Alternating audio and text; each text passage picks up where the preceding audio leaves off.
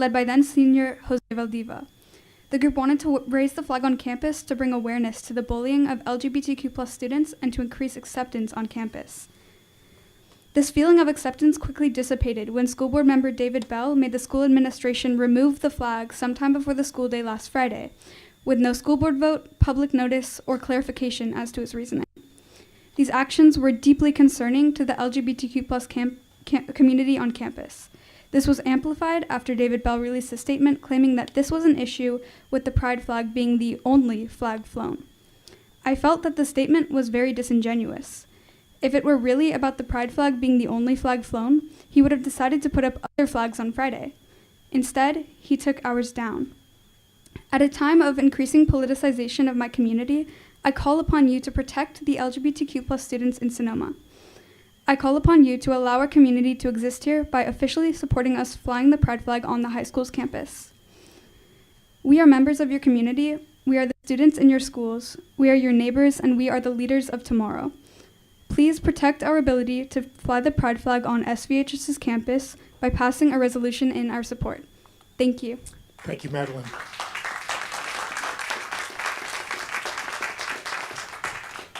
Hello, my name is Kimberly Torres, and I am a junior at the Sonoma Valley High School.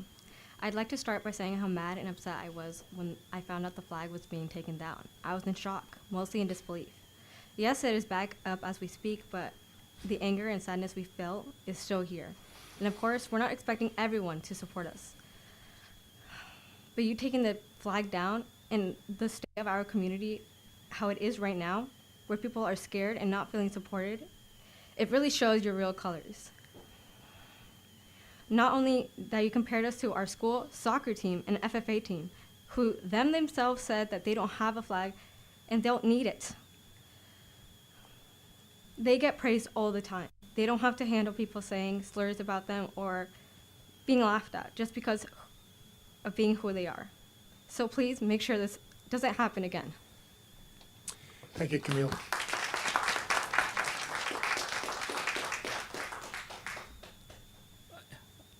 I'm Logan Taylor. I'm a sophomore at Sonoma Valley High School. And on a similar note to the two previous speakers, I do not want my hometown to regress against progress. The action of putting the flag down has been exactly this. It has shown that one of our educational leaders does not care about the local queer community, of which I am a part of. I feel ashamed that the place where I grew up could be so regressive.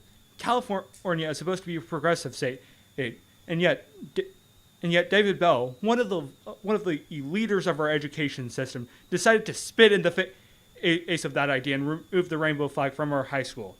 The damage has been done. This will be a stain upon our town's history, and I cannot forgive him for that. The flag being there was the least that could be done to support the community. And yet David Bell thought that event was too much. Only after criticism was it decided to put it back up, which is a good thing, but the fact that it happened at all is bad. And that is my final message. This entire situation should not have happened, but since it did, shame upon all of you who supported the removal of the flag. Thank you, Logan.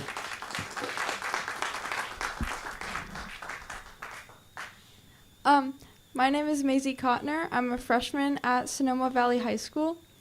I'm from a Catholic school, and I'm a part of the LGBTQ community, and they are not two things that have always gone hand in hand. The act of taking down a flag isn't large in itself, but no small action ever ends without taking it further. In a place where we are able to make all students feel supported, including students like me who grew up without that kind of support and the opposite, shouldn't we also be willing? I understand that there's underrepresentation of other minorities, but clubs are not part of that. They are something chosen, not something assigned at birth, that people can feel guilted or abnormal for every single day.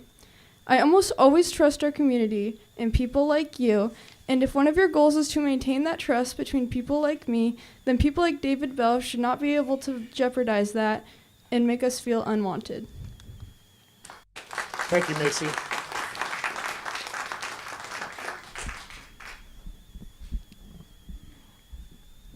Good evening. My name is Lisa Stormont. I'm president of Wake Up Sonoma. I think we live in a pretty unique and special community. As a queer member here, it has not always been that way. It has not always been that I felt accepted and comfortable when I moved here 47 years ago, but I have seen great growth and evolution amongst the adult community in Sonoma Valley. But I have to say that as a parent of a transgender son who struggled through major depression trying to figure out who he was, the high school environment was not a gentle and supportive place for him and many others. It was a hard time for our family, and as much as I tried to get him support from the high school, it was minimal at best. He witnessed some of his peers also struggle with depression, and a few took their own lives or made attempts. This is not okay. In 2019, some of the students at Sonoma Valley High School fought hard to take a stand against this homophobia, and an important part of that was getting the flag, a symbol of pride raised high as a declaration of support to those students struggling. It had great meaning, and many students felt seen there for the first time.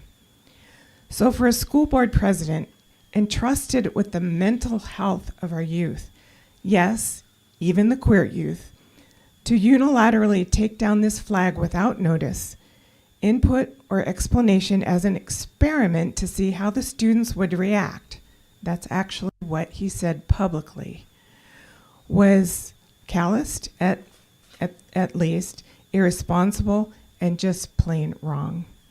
When the GSA reached out to Wake Up Sonoma for advocacy help, we were very glad to step in to elevate their position. But make no mistake, this drive for justice on this issue is being driven and led by these students.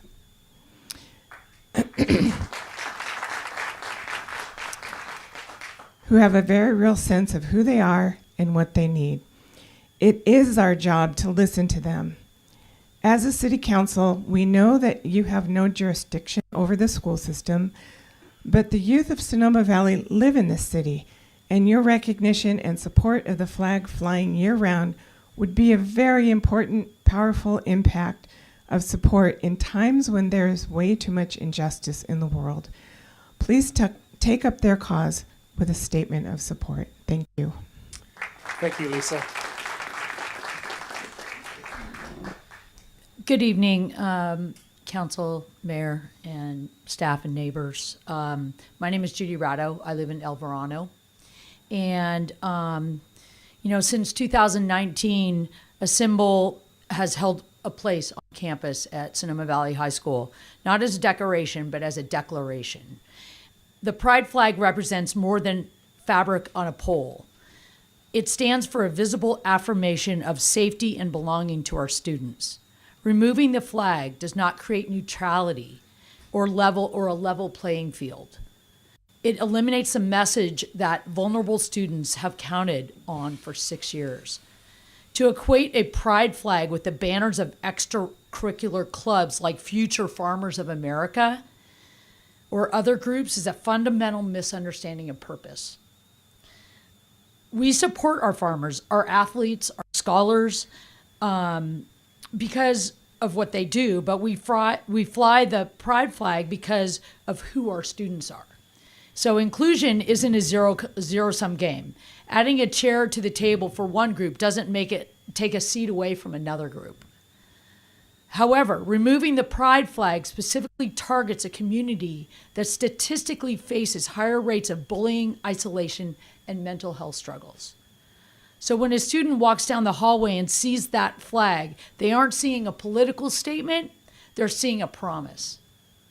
A promise that says, in this building, you are seen. In this building, you are safe to learn, and in this building, you don't have to hide. When it was taken down, it was telling those students that their visibility is now up for debate. To our students, we see you, we value you, we will continue to advocate for a school environment that celebrates your existence. Education is about more than just textbooks. It's about preparing young people to live in a diverse world.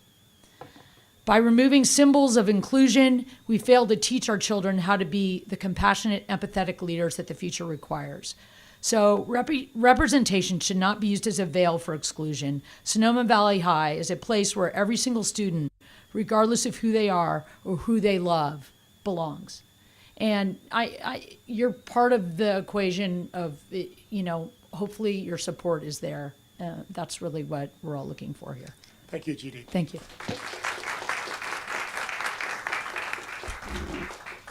My name is Kim Pack, and I'm from the Timberlake community, and I go to church here at the First Congregational Church. I do support the students here with the flying of the pride flag. We fly it all year round at our church and are proud to do so. My main reason for talking here is just to say my support in the general plan for the affordable housing overlay, and as it applies to our parcel and also for any parcel in the city where it would be appropriate for affordable housing. It's a very needed part of the community, providing affordable housing for people in our community. And I'd like to see it pass in the general plan, and we're in full support. Thank you. Thank you, Kim. Hello, my name is Judah White. I'm a sophomore here at Sonoma Valley High. I love Sonoma Valley High School. I came out here as gay. And the reason I did that was because I had a community here at Sonoma Valley High School that I found comfortable enough and inclusive enough for me to do that. I previously had struggled with schools that didn't accept my identity, nor did I fully accept it at that time, which is the reason I'm here today. The pride flag was an important part of me being able to come out, because not only did it encourage me to have the strength I needed, but it also sent a message to every single kid who goes to this school that we are an inclusive school that focuses on not only inclusivity, but also support. The pride flag represents more than just gender and sexuality. It represents anyone who feels excluded or hurt by a system that, quite frankly, does not favor them. To equate that to extracurricular activities is frankly abhorrent and should be deeply criticized, as my fellow GSA people did. We all know that these are trying times. We all get that. But to give up is to lose the battle that we are fighting. To give up that pride flag is to give up my ability to have been able to come out, my ability to form a meaningful connection with every single one of my peers, because I knew that I was comfortable in my school. Thank you. Thank you, Judah. So we have one more slot. If anybody else in the audience would like to come forward and speak on an item not appearing on the agenda. I knew the invitation was too good to be true. Hello, Council. My name is Belinda Head. I'm a resident here. I hadn't planned to speak, but I've been moved to speak. I'm queer. My partner mentors a troubled teen at Sonoma Valley High School. And I'm just here to say that as a 62-year-old female who never saw a pride flag when I was growing up and struggled with coming out and being accepted, my heart is filled with what these young people have said tonight. I mean, it's very, very moving. They're very strong. They've come here and proven to us what great young people they're going to be, and what incredible contributions they're going to make to our community. And they need support. They need that flag to be flown so that the city is showing that it will lift them up. And I just applaud them. I think it's phenomenal that you guys showed up and spoke as articulately as you did today. Thank you. Thank you, Belinda. Okay. With that, Through the chair. Sure. We do need to make sure that there's no virtual public comment as well. Well, we've done Oh, 10. yes. Well, I think we should allow At 11? folks in the So virtual let's world wait to. for that. Okay, sure. With that, well, no one's on the Zoom, so we will then now legally close the public comment. Moving right on. So I have through the chair, a Back, request. yes. Please. So I actually would like to request the chair that we do agendize this topic and I realize there's other resolutions that we have that may cover the support for our LGBTQ plus students here in the Valley, but I think, and I realize it's a little bit out of our jurisdiction, but at the same time, these students are attending school within the city limits, and I think it's important for us to show, have a discussion about it so that we can show what I would anticipate would be the support for them. So, thank you.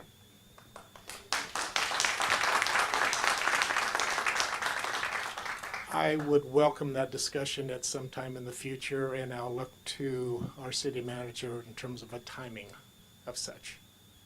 I'll work with you on that, and we'll get back to the council. Very good, thank you.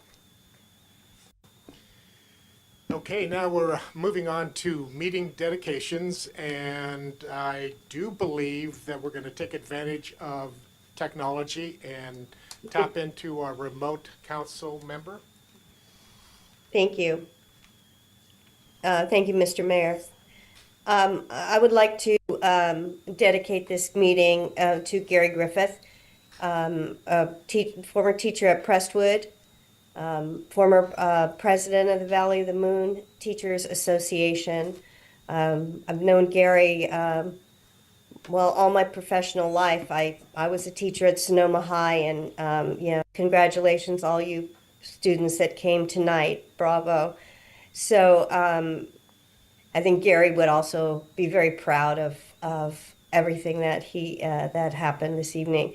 But anyway, I'd like to dedicate this to Gary, sending my love to his family, two of whom also teachers in the school district, and just mourn his untimely passing, and I'm filled with great memories of his service to this community, to Prestwood School, and to all the teachers in the Valley of the Moon Teachers Association. Thank you.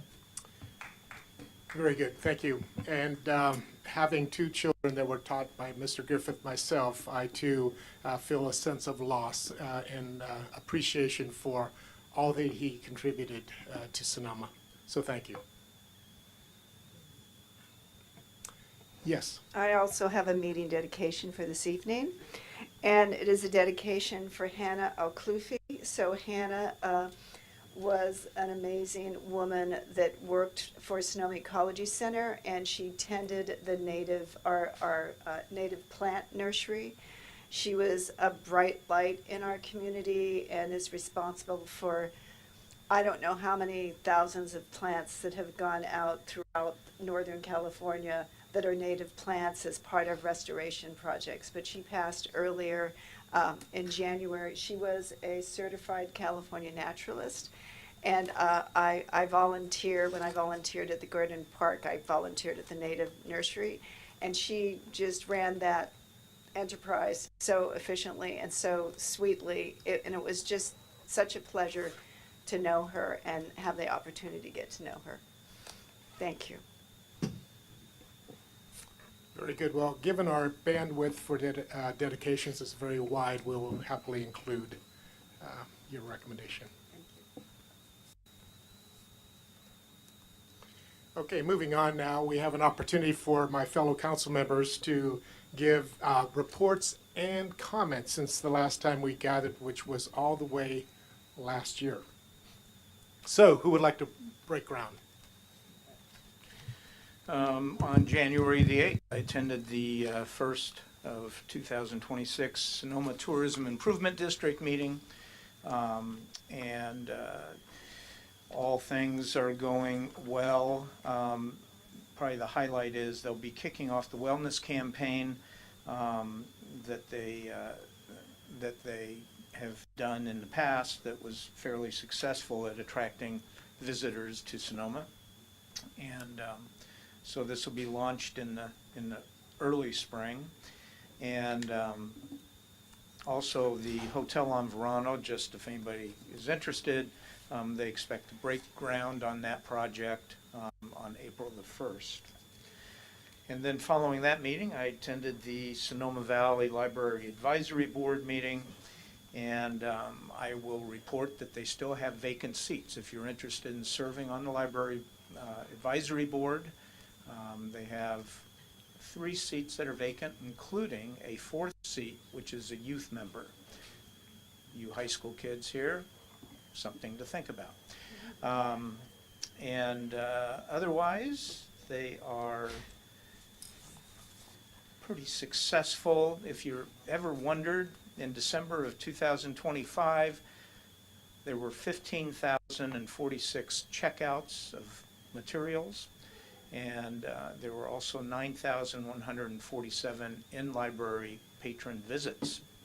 So if you look at the numbers over the past year, they're all very large along those lines. So it's a very popular library, and if you're interested in supporting them on the advisory board, I encourage you to contact the manager at the library. Thank you. Thank you. Yeah, I have just 2. First, I'll say that all of us here that except for Sandra was unable to, all of the other members of the City Council attended the Cal Cities Mayors and City Councils Academy in Sacramento last week, Wednesday, Thursday, and Friday, which was very good, very good. Attended a meeting with our representative Cecilia Aguiar Curry, and also a meeting with Senator Christopher Cabaldon, which is always good for local folks to meet with folks on the legislature and let them hear what's happening on the local level. So that was good. The other thing, attended on, I believe it was like January 7th, I think, Sonoma Ecology Center meeting. A lot of legislative work going on there, but one of the things I did just want to report that there's a lot of work that Sonoma Clean Power does, as well as the other CCAs across the state, that they were able, the CPUC, the California Public Utilities Commission, actually reduce the amount that PG&E and other utilities can charge over their costs.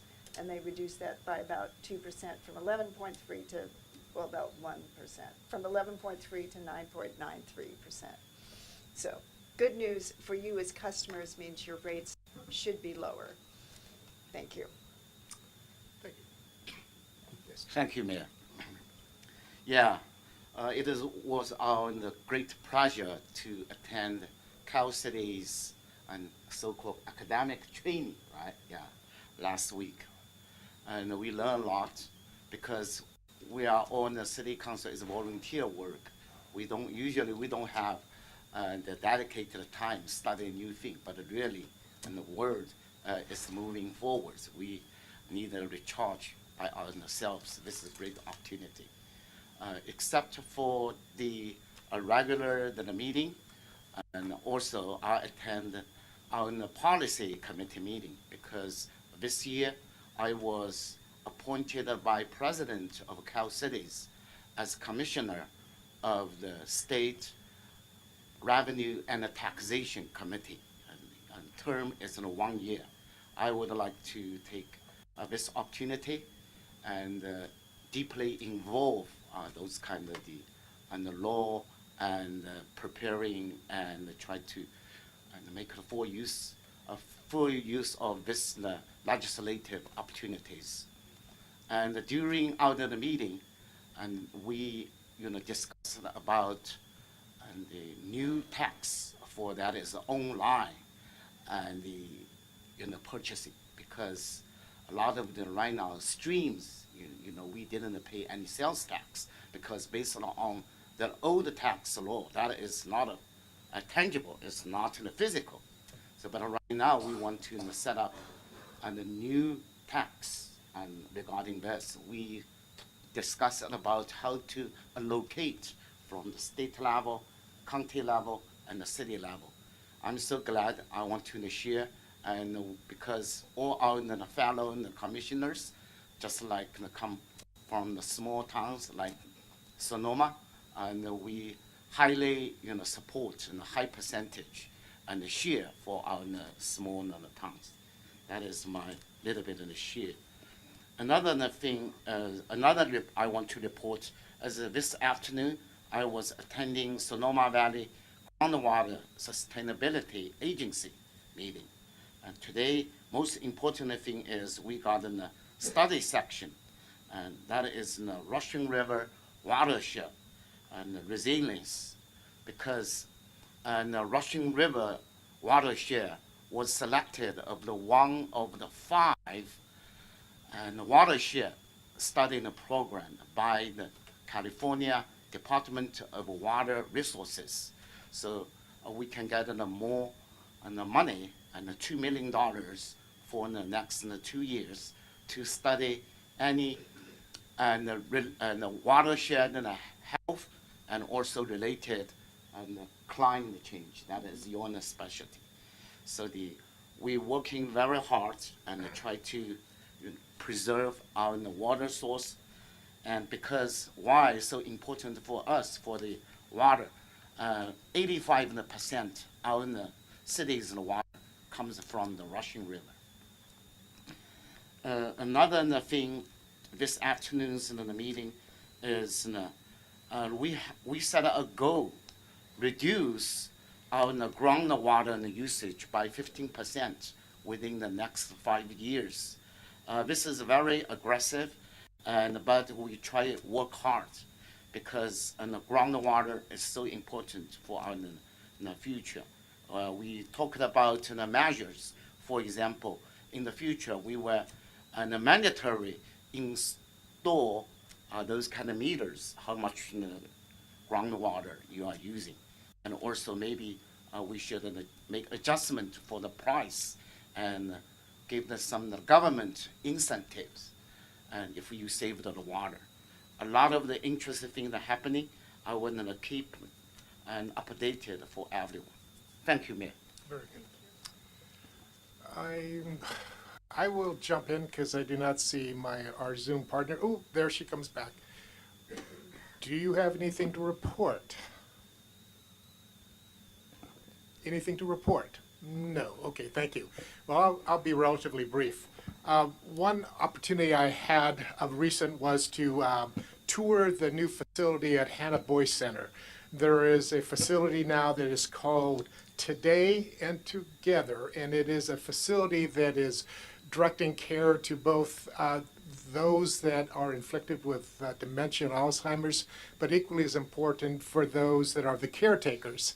And the intent is that this is a facility where you can go, drop your loved one off, get a little bit of a respite or a break, and to be reassured that your loved one is being well taken care of. And so that's at the Hannah campus. It's independent of Hannah, but yet something that I'm very proud that we now offer in the Valley.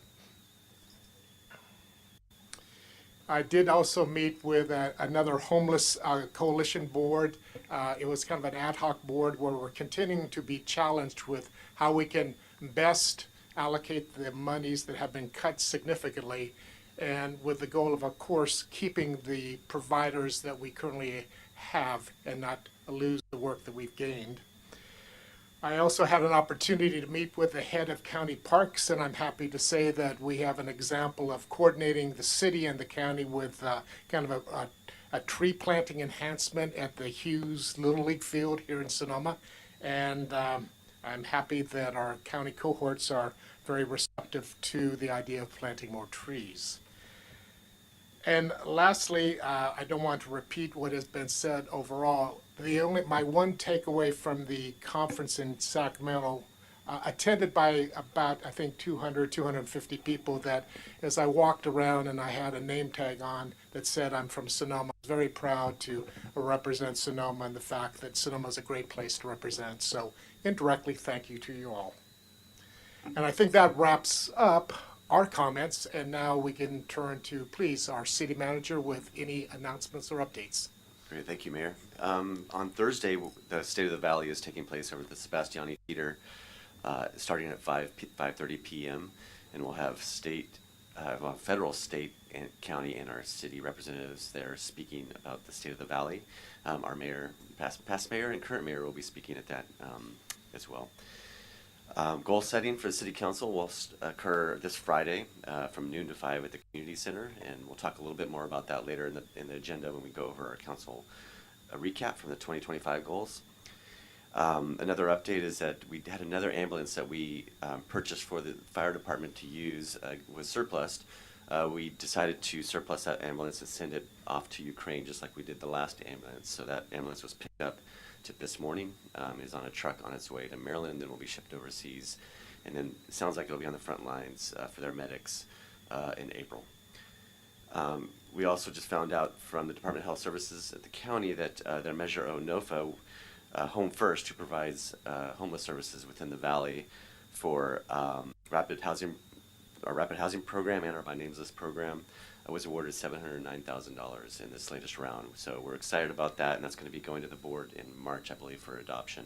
So we're really excited that that funding is going to come to the valley to support our homeless services.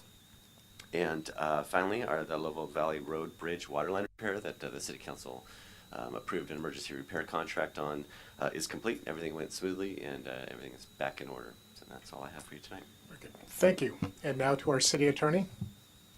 Thank you, Mayor Wellander. I did attend a Cal City's, it's actually the Executive Committee of the Legal Advocacy Committee.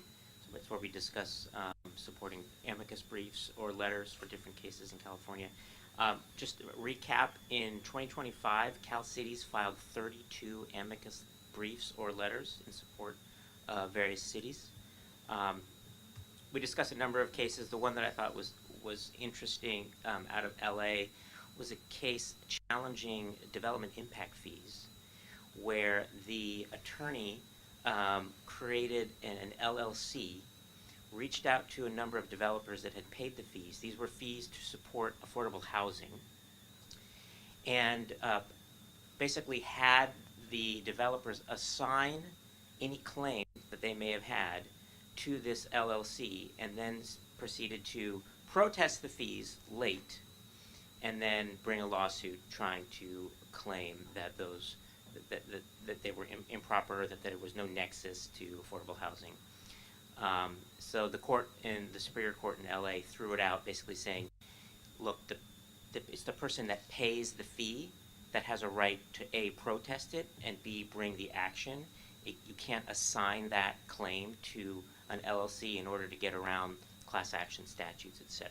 So that one is being appealed by this attorney, and Cal Cities should be supporting the city of Los Angeles with an amicus brief in that case. So interesting what people come up with.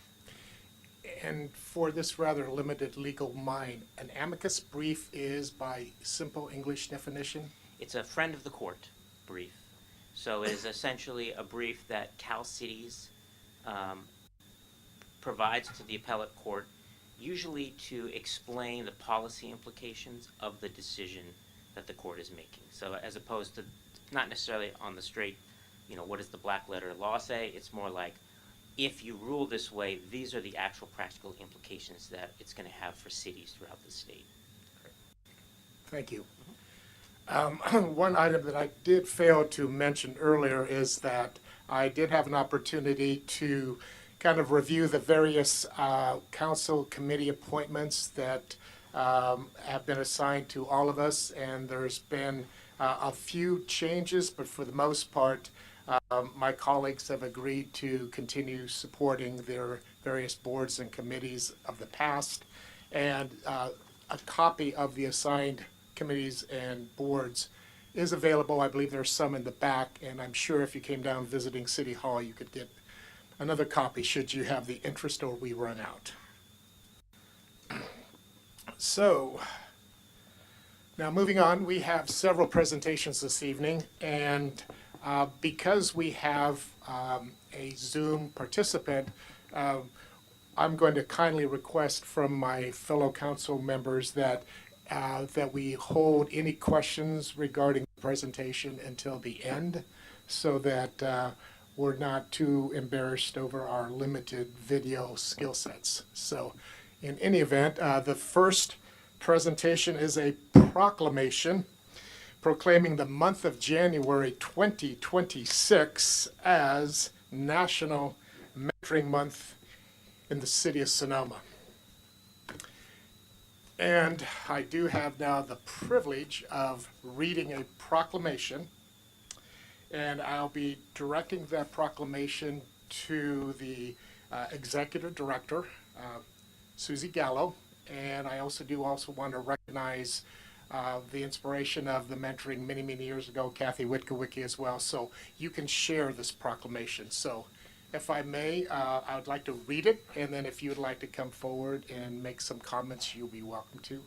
So, having said that, whereas every day in Sonoma Valley, men and women of many different backgrounds volunteer their time to support a student on Sonoma Valley Unified School District campuses, the mission of the Sonoma Valley Mentoring Alliance is to build long-term mentoring relationships between youth and caring adults.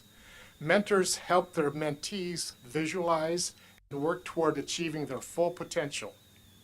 Matches are made thoughtfully according to common interest and needs, and mentors guide their mentees throughout their school years, introducing them to experiences and opportunities that specifically address their developmental growth.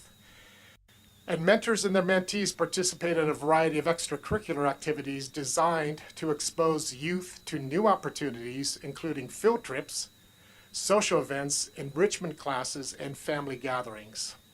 The Sonoma Valley Mentoring Alliance is at the forefront of the mentoring movement, having received national, state, and county awards, recognizing the positive contribution mentors make in the lives of children throughout our community.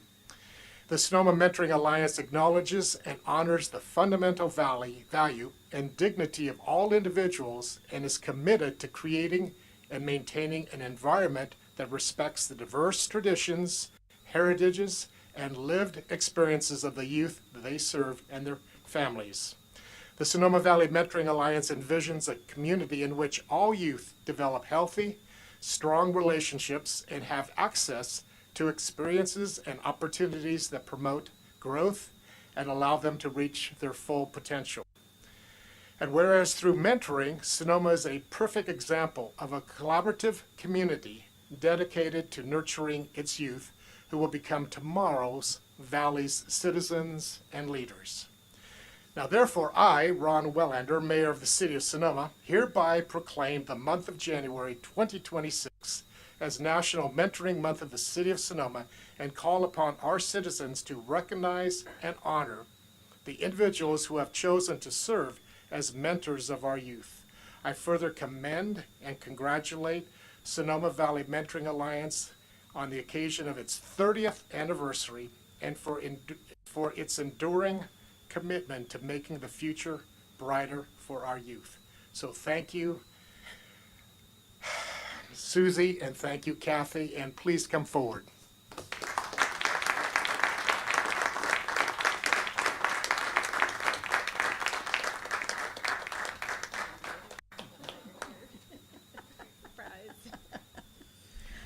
Thank you. You have 2 minutes. 2 minutes. I'll be quick. Thank you, Mayor Wellander, City Council members. Thank you, City Manager Gurney and City staff.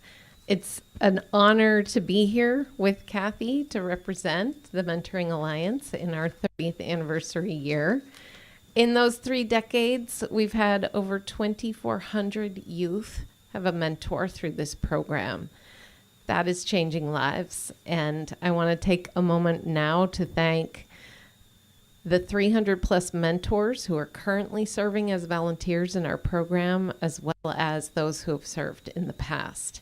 I wouldn't be here today if it wasn't for Kathy, so I want to call upon our community members who maybe are listening and watching or who are here present to consider mentoring. We have 60 plus students currently on our waiting list. And when you show up to mentor a child consistently, week after week, year after year, you send a really powerful message to that child that they matter, that they're worth your time, and that you like being with them. And that is truly empowering. Kathy might have a word to say in the last 30 seconds. She said it all. There's really nothing new to say except that this week I took a little trip to Sacramento to visit my first mentee, who's now 26, married, thriving, amazing. I was her matron of honor in her wedding, and she'll be in my life forever. And so that's what mentoring is about, and those are the stories. So people that become a mentor, you may have a new friend and a new family member for life. That's what we hope. Thank you so much.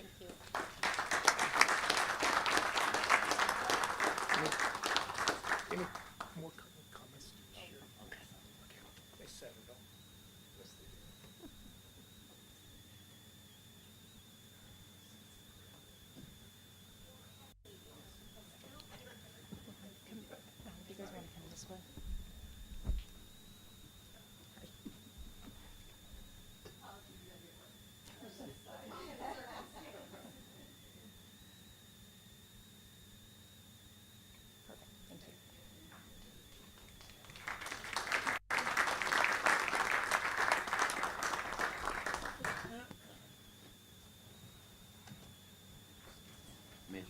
Mayor, can I say Yes. a couple words?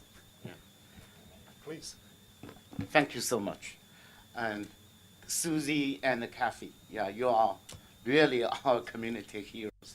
I remember Susie came to Sonoma, that is before the pandemic.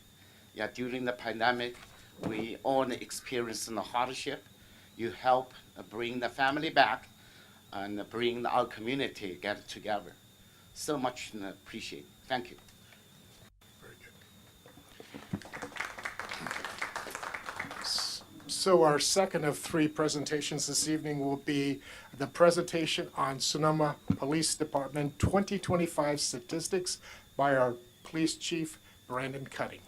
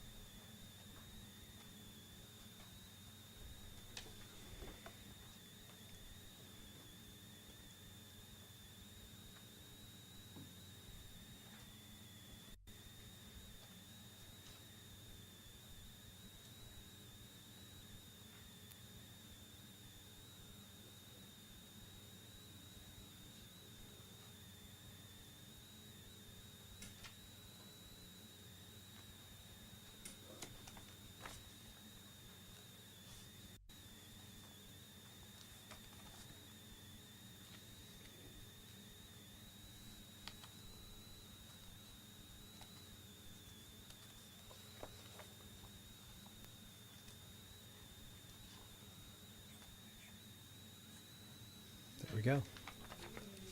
Charade was going to be the next step. But. Excuse me, could we have a confirmation that Sandra is still with us, please? Thank you. Good. Mayor, council members, city manager, staff, community, thank you all. I look forward to this every year, not the public speaking part, but providing the statistics of the community as it relates to the police department. And so we'll start out with what is your police department? Your police department is myself. There are 2 sergeants, 2 supervisors, 8 patrol deputies, 2 traffic enforcement deputies / patrol deputies because they dual purpose, 1 community resource deputy, or officer, excuse me, and 1 community service officer. We have 1 administrative staff who is actually a city employee who is housed at the front of the police department. Letty, you see her smiling face if you come into our office. And 2 volunteers in policing. What I would make of note here is of the 8 patrol deputies, and I know we went through the contract with the sheriff's office several months back, but I would just like to highlight kind of one of the benefits that the city receives as in this particular issue. Right currently today, of our 8 deputies that are on patrol and our 2 traffic deputies, 3 are temporary backfills based on long-term medical injuries, or 4850 is what they're called. So if this was a small agency, the city would have to carry those expenses beyond that first 30 days. So the benefit of having having the ability to pull deputies from the sheriff's office over when we get injuries that will occur in any occupation. And as well, for the month of December, we had a total of 5 of our 10 patrol deputies that were out on some type of medical or family leave. So it's pretty significant. We are down to 2 volunteers in policing from the 4. We welcome more volunteers in policing. We're hoping to get a few more out of the sheriff's office. There's a new group that's gone through training, and we're hoping to get them out here very soon. They are very important for our parking enforcement. If you're not aware, if you've met Eileen out on the street, you know that she's active and does a fantastic job, but she needs help. Okay, let's talk about the statistics of what types of actions that the law enforcement's taken. In this year, I'll focus on, there were a total of 6,437 calls for service. Of those 6,000, 33% were generated by the deputies at 2,102. And then 706 reports were taken. So if you looked across the line there back to 2019, you may say that in 2019 there were more calls for service and more officer involved or officer initiated activities. I would say that is correct, very much so. 2020, COVID happened and all of these statistics sort of changed, but they're staying pretty consistent with the exception of deputy initiated activity. And one thing I know when I reported this last year, this kind of was brought up, but I've looked at it a lot more intensely since then. And what I would also say is that back in the 2019, in the first half of that year, we had a full-time traffic officer. So somebody who was out generating calls for service every single time he made a traffic stop. We don't have that currently today. Yes, we have 2 part-time traffic safety officers who are handling accident reports and that type of stuff, but neither is dedicated solely to traffic enforcement, with the exception of when school's not in session and our community resource officer is able to assign back to patrol so that traffic can be focused on. And as you look across those years, and I do believe last year the question was, are we seeing a trend that we need to be concerned about with staffing? I will say absolutely not. I will say our trend and our staffing is appropriate for the calls for service, as we'll discuss later in the response times. Arrest data. So this year, there were 142 adult arrests and 2 juvenile arrests in the city. There were 24 adults cited, and these are not traffic-related citations. These are criminal citations, so misdemeanor type violations. 24 adults and no juveniles. I will throw a caveat in there that there have been some juveniles that have been cited for some situations that have occurred on the school campus, but we do not make a practice of citing students on campus. We cite them at their residence with their parents. We release them to their parents. So those citations would not show up for the city based on the location of where they were cited. On the other side, 849 PC of detained and released, meaning that we arrested somebody, but we did not request criminal prosecution. 12 adults and no juveniles. On accident data, so this is a slight improvement from last year. Total accidents investigated by Sonoma Police Department this year were 70, versus in 2024 there were 90. As we look at the types of accidents, we have 49 of those accidents were no reported injury, which is great.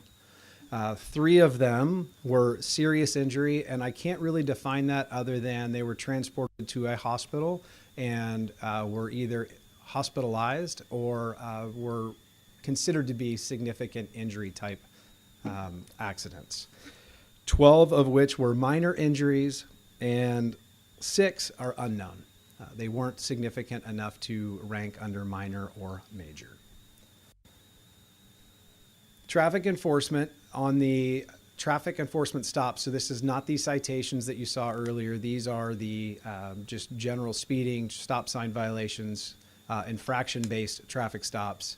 There were 673 traffic enforcement stops, and I will note that my colors and my legend versus the graphs are not proportioned correctly, or not marked correctly. The black on the far left of each of these graphs are 2020, and then so on across the line, being corrected into the blue of 2022.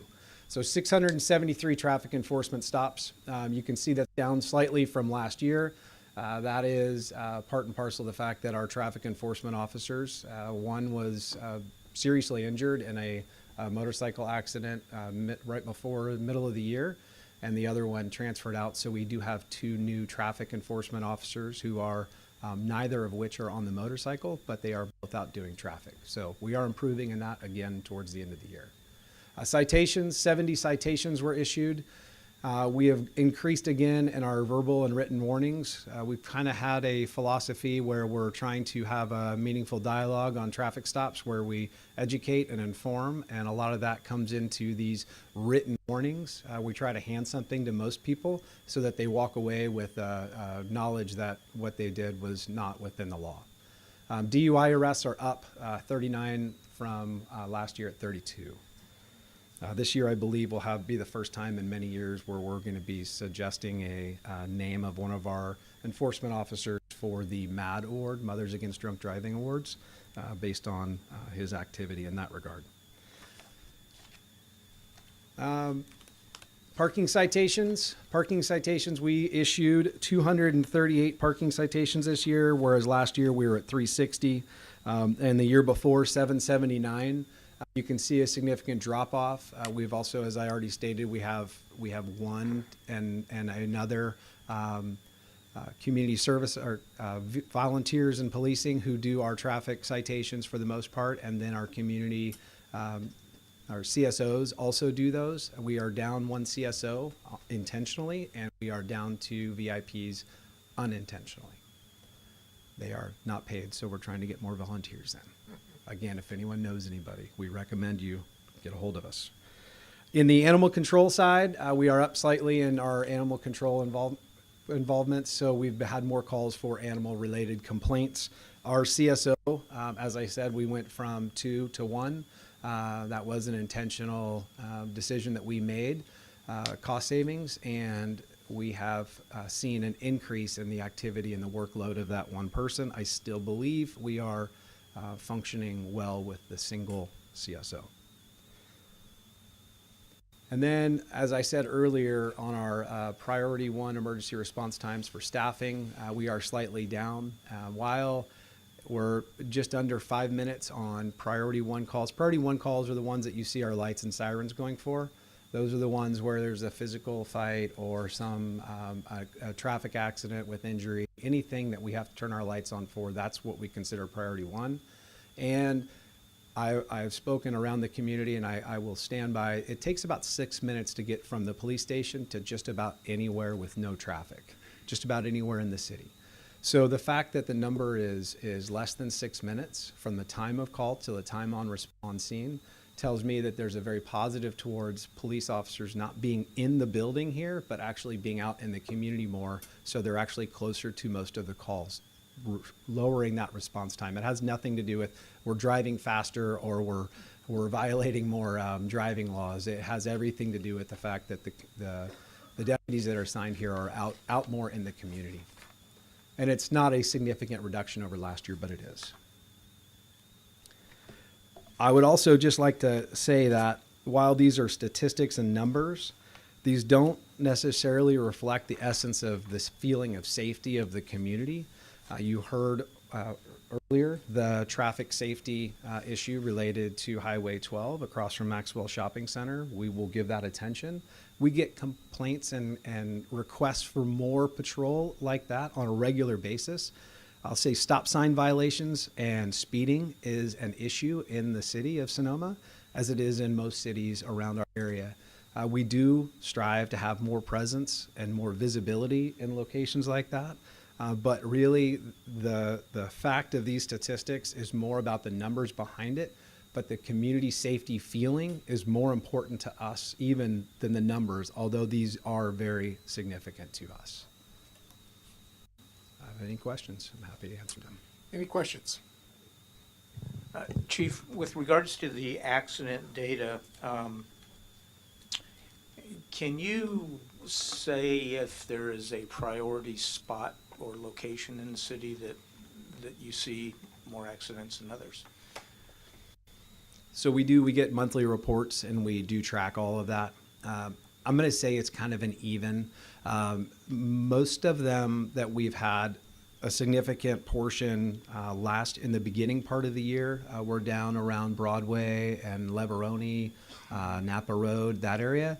The latter part of it seems to be more on the west side of town, West Spain Street. We've had quite a few, and on Napa Street near 7th Street West, we've had quite a few. Okay, thank you. Any other questions? And what about our Zoom participant? No. Couple just quick questions. I've expressed fairly consistently about my interest and concern about the activity of the gang here. And I also know that you're working closely with the school board and the various school administrators. Just a synopsis, a brief bullet point or two as far as your assessment. So I'm one of the few remaining gang enforcement officers in the county with the sheriff's office. So I've had significant experience in my career working in the gangs. And the way I would best describe it with my history is that there's always been a gang presence in the Sonoma Valley, as there is in every community within Sonoma County. What we are seeing is not necessarily a rise in the number of gang participants. What we're seeing is a outward activity level that we haven't seen necessarily in the last few years, but it's been increasing year by year. Not to a point that I would ever say that we have a gang problem, but we do have a gang presence. And the schools are working very hard, and I think they've done a significant amount of work to improve the gang presence and outward indicators of gangs on campuses every single day. We had a very significant gang-related incident out in the valley last month, actually end of November, and that has resulted in a lot of awareness. Great, thank you. Any other questions or comments for? I'd like to open it up to the public if the public has any questions. And likewise, checking in on Zoom if there's anyone that would like to participate. So again, thank you for your report. Wrapping up the presentations this evening will be by our Senior Management Analyst, Sarah Tracy, regarding the extreme cold weather response planning, review of activation criteria, and emergency warming center operations. So thank you. Thought I'd give you a mouthful for your first meeting there, Mayor. Thank you. Mayor, council members, thank you so much for giving me space to talk with you tonight about our extreme cold weather response planning.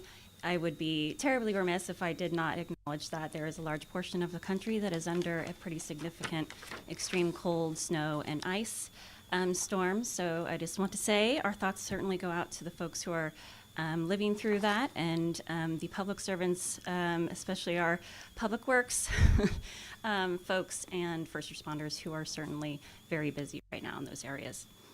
Okay, here we go. So just a little overview of kind of the purpose of this. One of my other hats that I wear for the city is I'm currently serving as the Assistant Director to Emergency Services. So in our Emergency Operations Center and Emergency Operation Planning, that is our Emergency Operation Plan and annexes that go along with that and all the plans and playbooks that we have for various types of hazards. So extreme weather, including extreme cold, is one of those hazards that we look for. Or that we prepare for, I should say. This is particularly looking at the review of the criteria and thresholds that the city has set for opening an emergency warming center. It's a little bit high-level history use, that sort of thing, as well as how the criteria was formed and moving forward what we are doing with it. So before I get started, I do want to just point out into the criteria and operations, it is helpful to clarify the difference between disaster response and ongoing support, because these two things often get conflated.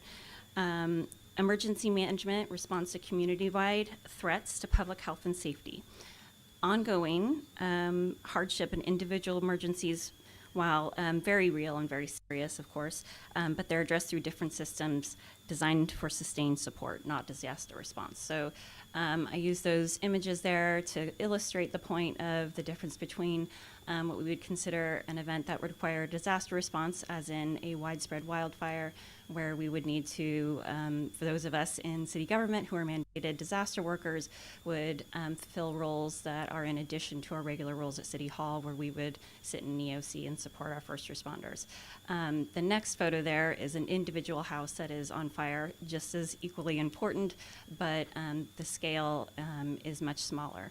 So we have things like our fire department and resources that are meant to respond to those types of regular events. City staff wouldn't necessarily open an EOC for every house fire that there is. There's different mechanisms for that. So that is similar in almost every other type of response that you see out there, including what we're going to talk about tonight. So also, to put it in perspective, I know the Warming Center in particular, and understandably, receives a lot of attention. But it's important to remember that extreme cold is just one of the several winter hazards that we plan for. In emergency management, we really are looking at the full picture, not just a single tool. So all the things that we would imagine: slippery roads, ice, fallen trees during weather events, down power lines, localized flooding, impacts to infrastructure, impacts to agriculture. These are all things that we look at, including vulnerable populations, when we're talking about any of those particular hazards. As you can see, there's just a little bit of a coordinated system. The city is in weekly calls with the Department of Emergency Management with the county, where there is a weather briefing that I very much look forward to, that is talking about potential hazards that might be coming up and various potential responses to that. Of course, with the forecast review, emerging risks, all those things. So we also have the planning and risk framework. So our hazard mitigation plan, which actually went through an update this year. I'm sure you all read the 500 some odd pages of it, where now extreme cold, extreme heat, and extreme wind are now considered separate hazards of concern for our county. Previously, there was kind of an overarching kind of extreme weather category. So we will be looking at integrating that into our emergency operation planning. We are considered medium risk for those. So other types of winter season preparations we do in-house. Obviously, you're probably very familiar with our sandbag filling station that is staged every year. Of course, our street sweeper and public information about proper leaf disposal to make sure that our sewers are ready to handle rain, water, and all of those really important tasks to make sure that we can sustain the regular winter weather that we receive. With fire department switches to like swift water rescue equipment instead of during the fire season, where they have different kinds of rigs for wildland fire preparations. There's lots of work that goes into that. The county does also host pre-season meetings with first responders and other people like me from other cities who go and hear kind of the collective county-wide preparations that are happening.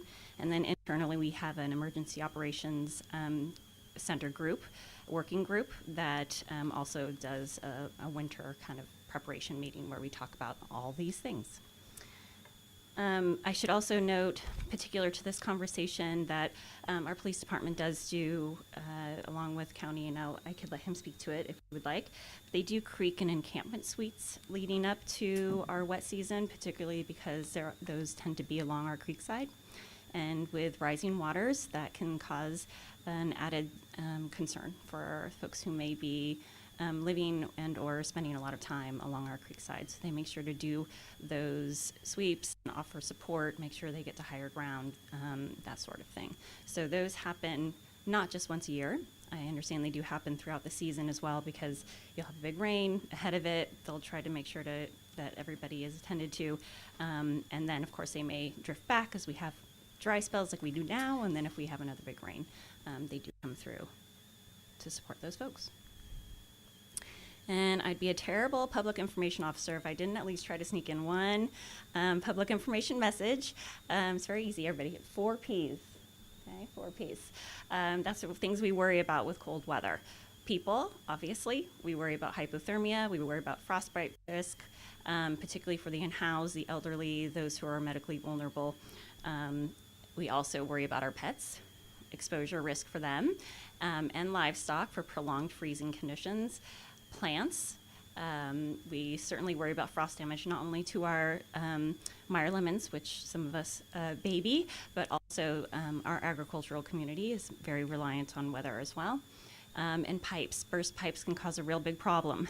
They can cause a small emergency for you and your house, or a very large emergency for our city infrastructure. So those are things we certainly are paying attention to.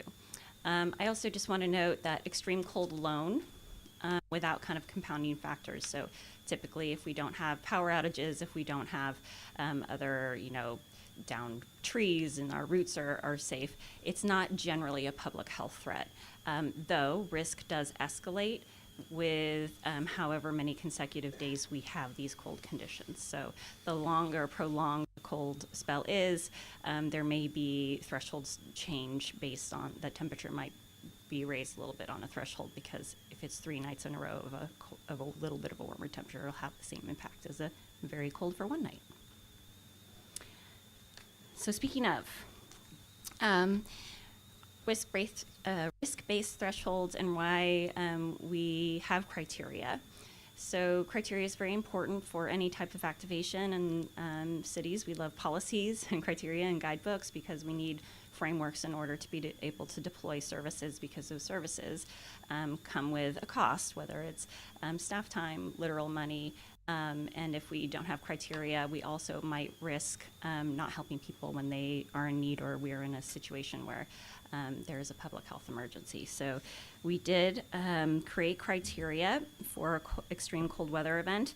It's based on forecast thresholds and advisories that come out from the National Weather Service. So they have something they call products, but you'll notice ahead of any big event, you'll notice they'll have like a cold weather notice, like it's a gentle one, and then they'll have a cold weather warning, and then it'll be a freeze advisory, and then it'll be a frost advisory, and then it'll be a freeze warning, and they have all these kind of levels of activation dependent on how extreme that weather is going to be. That's the same with red flag warnings versus kind of an elevated fire risk warning. So there's kind of that's something that we're watching closely. So we also base them on cold weather health guidelines, our public health, obviously, in the county. Just like when I talked to you about our heat risk index, we don't have anything quite as similar for cold, but obviously if you're in a region like ours where we don't see cold weather very often, cold may impact us more than a community that gets regular snow. So that's the same concept for that. So for us in the city, our emergency center activation criteria is tied to a declaration of an extreme cold weather event. So what that is, I have them if you want copies for the full list of guidelines, but we do have some criteria that was put together in 2003 that this body did approve.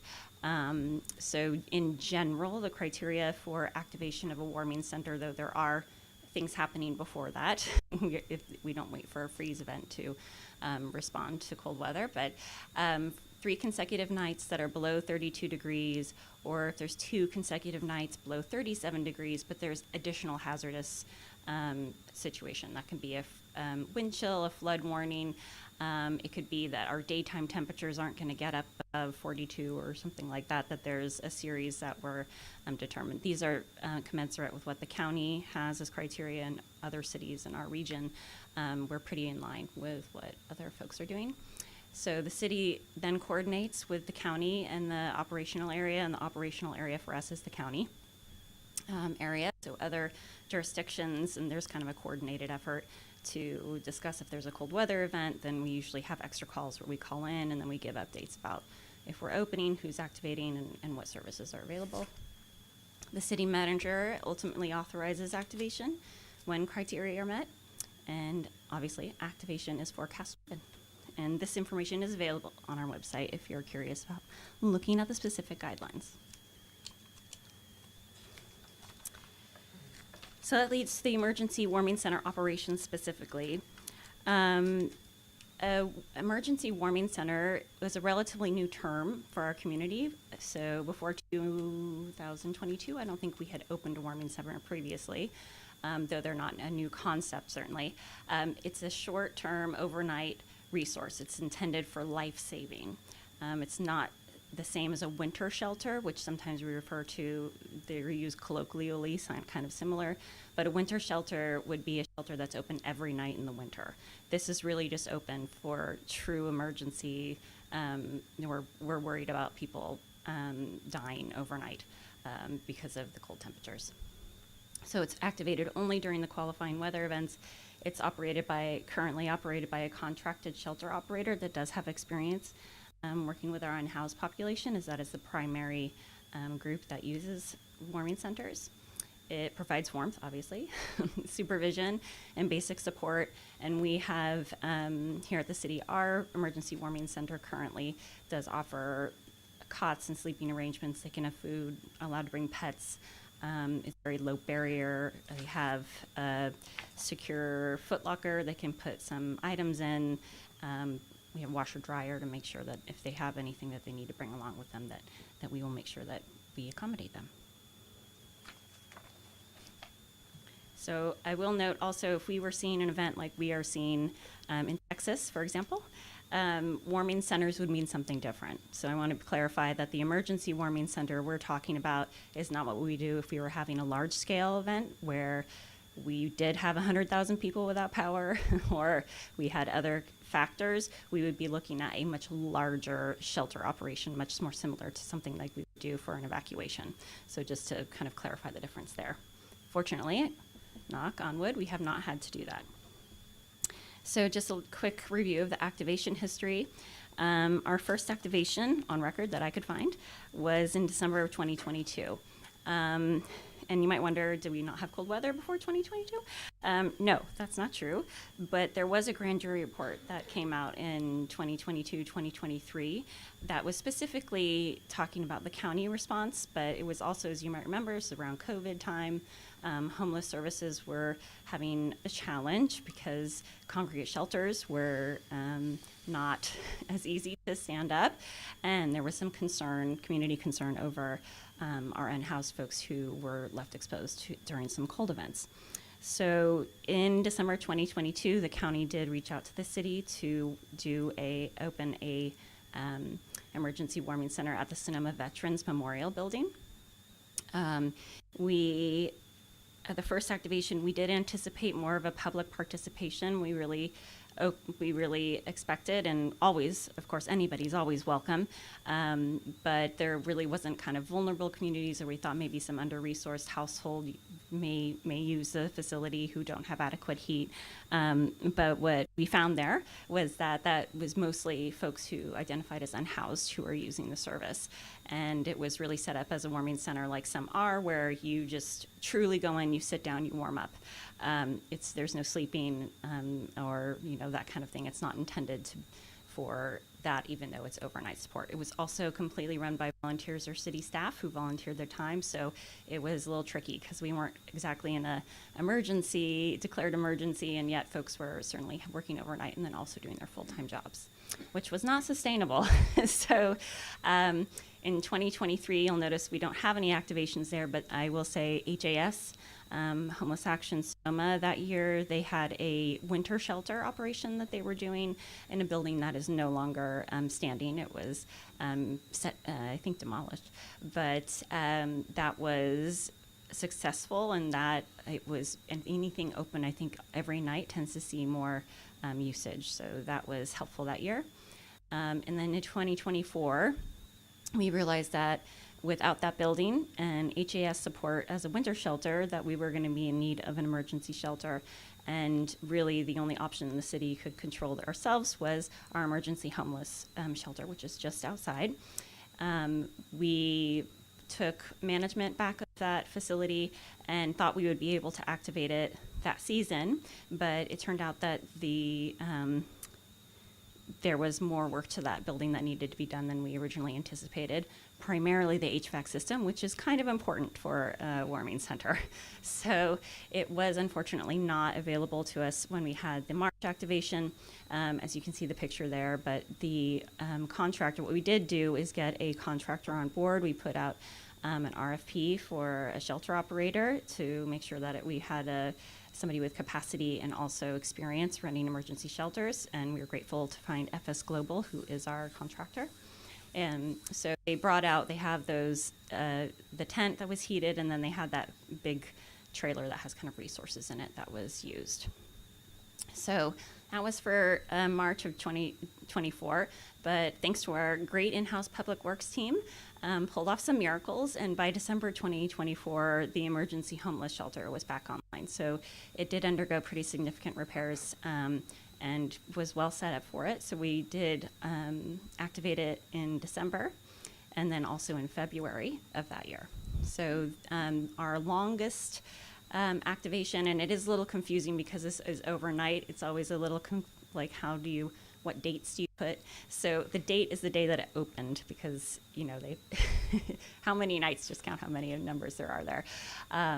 So our longest activation was just last year in February. That was almost a week for the homeless shelter there.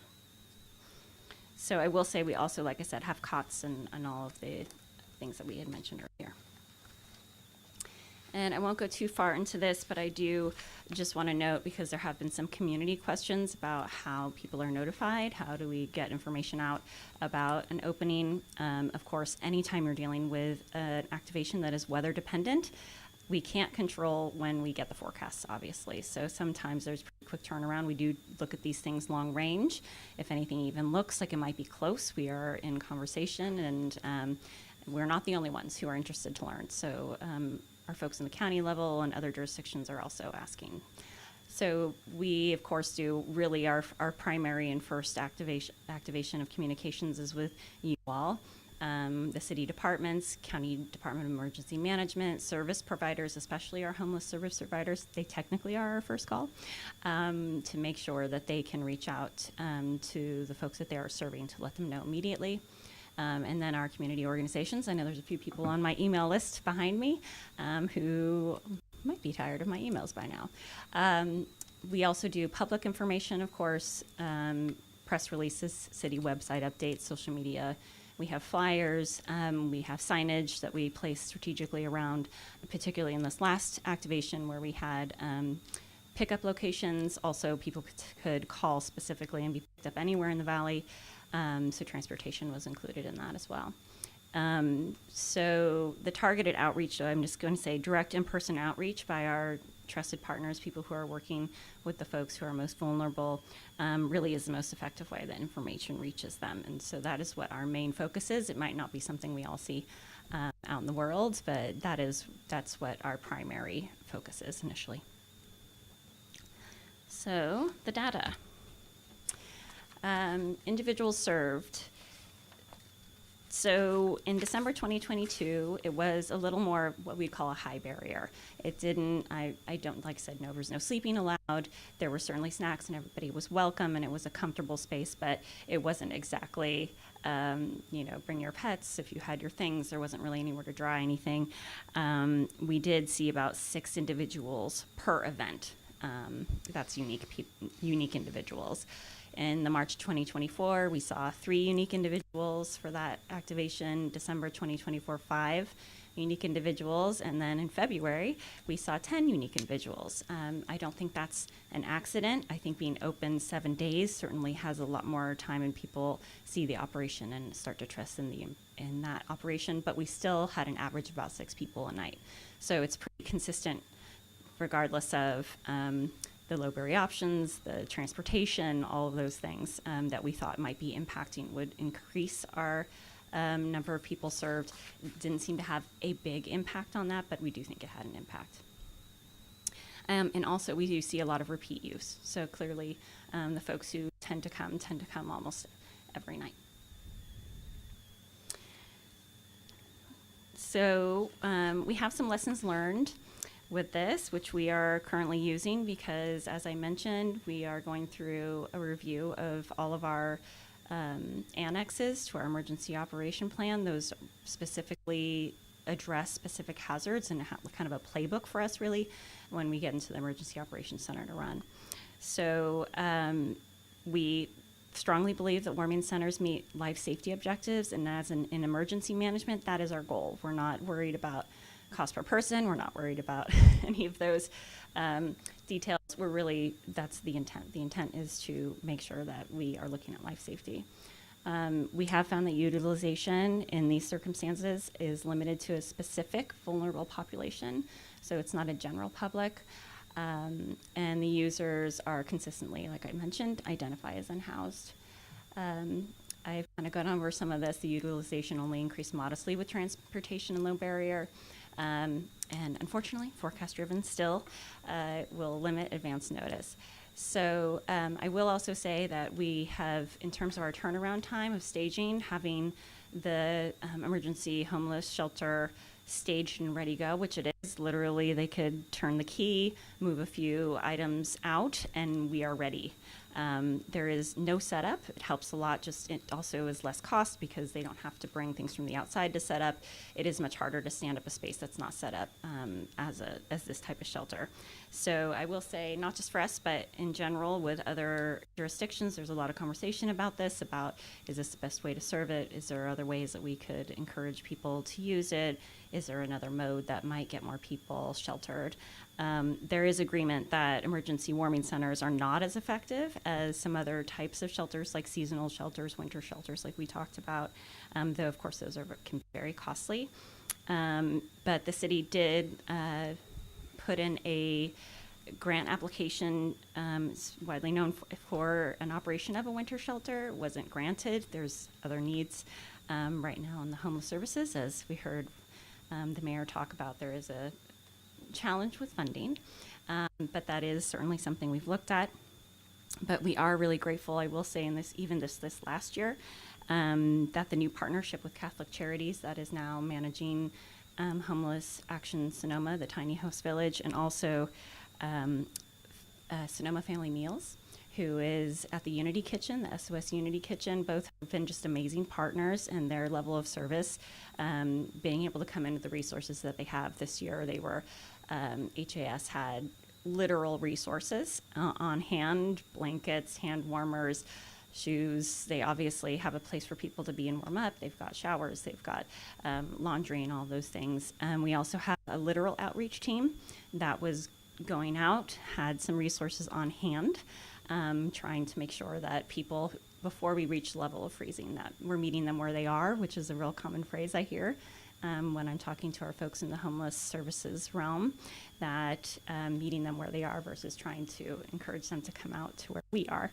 sometimes is more effective. So our next steps. We're going to continue as we are using the extreme cold weather criteria and guidelines that we have. That's for this season. We, based on kind of past year's usage, we do maintain a small budget in case we do have to activate for that. We are reviewing the emergency warming center guidelines, so that process is underway. And I will just say that we have great conversation and collaboration with our county partners, and I want to thank Supervisor Homicillo. We have been in contact specifically, even as this cold weather system had come this last week, to kind of evaluate other short-term shelter needs and additional potential solutions alongside the county's Department of Homeless Services. So this is an ongoing conversation people are actively talking about. And we'll keep doing what we're doing until we hopefully solve it. I don't know. I might be so crazy. I will also just note that little graphic there is a flyer I'll put out front for everybody should take one. This is a flyer from an organization called Home First, which is doing a lot of great work and is part of our outreach team in the Valley. And this number, they can connect people for shelter needs and other basic needs, which is a really great service. And frankly, it's new to the area a little bit, might not be familiar to some. So I strongly encourage everybody to get familiar with that. There. And then, thank you for everybody. I know I'm standing in the way of a pretty big, important item, so thank you all for your patience. But before I do move to the questions, I do want to take a moment to acknowledge there was a death of an individual at the Safeway parking lot. Recently, of course, our sympathies go out to their friends and family, but we're aware that the community has some questions surrounding the circumstances of that led to that individual's passing. So I've asked if Chief Cutting, because he has some information, can give us a briefing of the information he's able to share. Obviously, it's a current investigation. So if you wouldn't mind.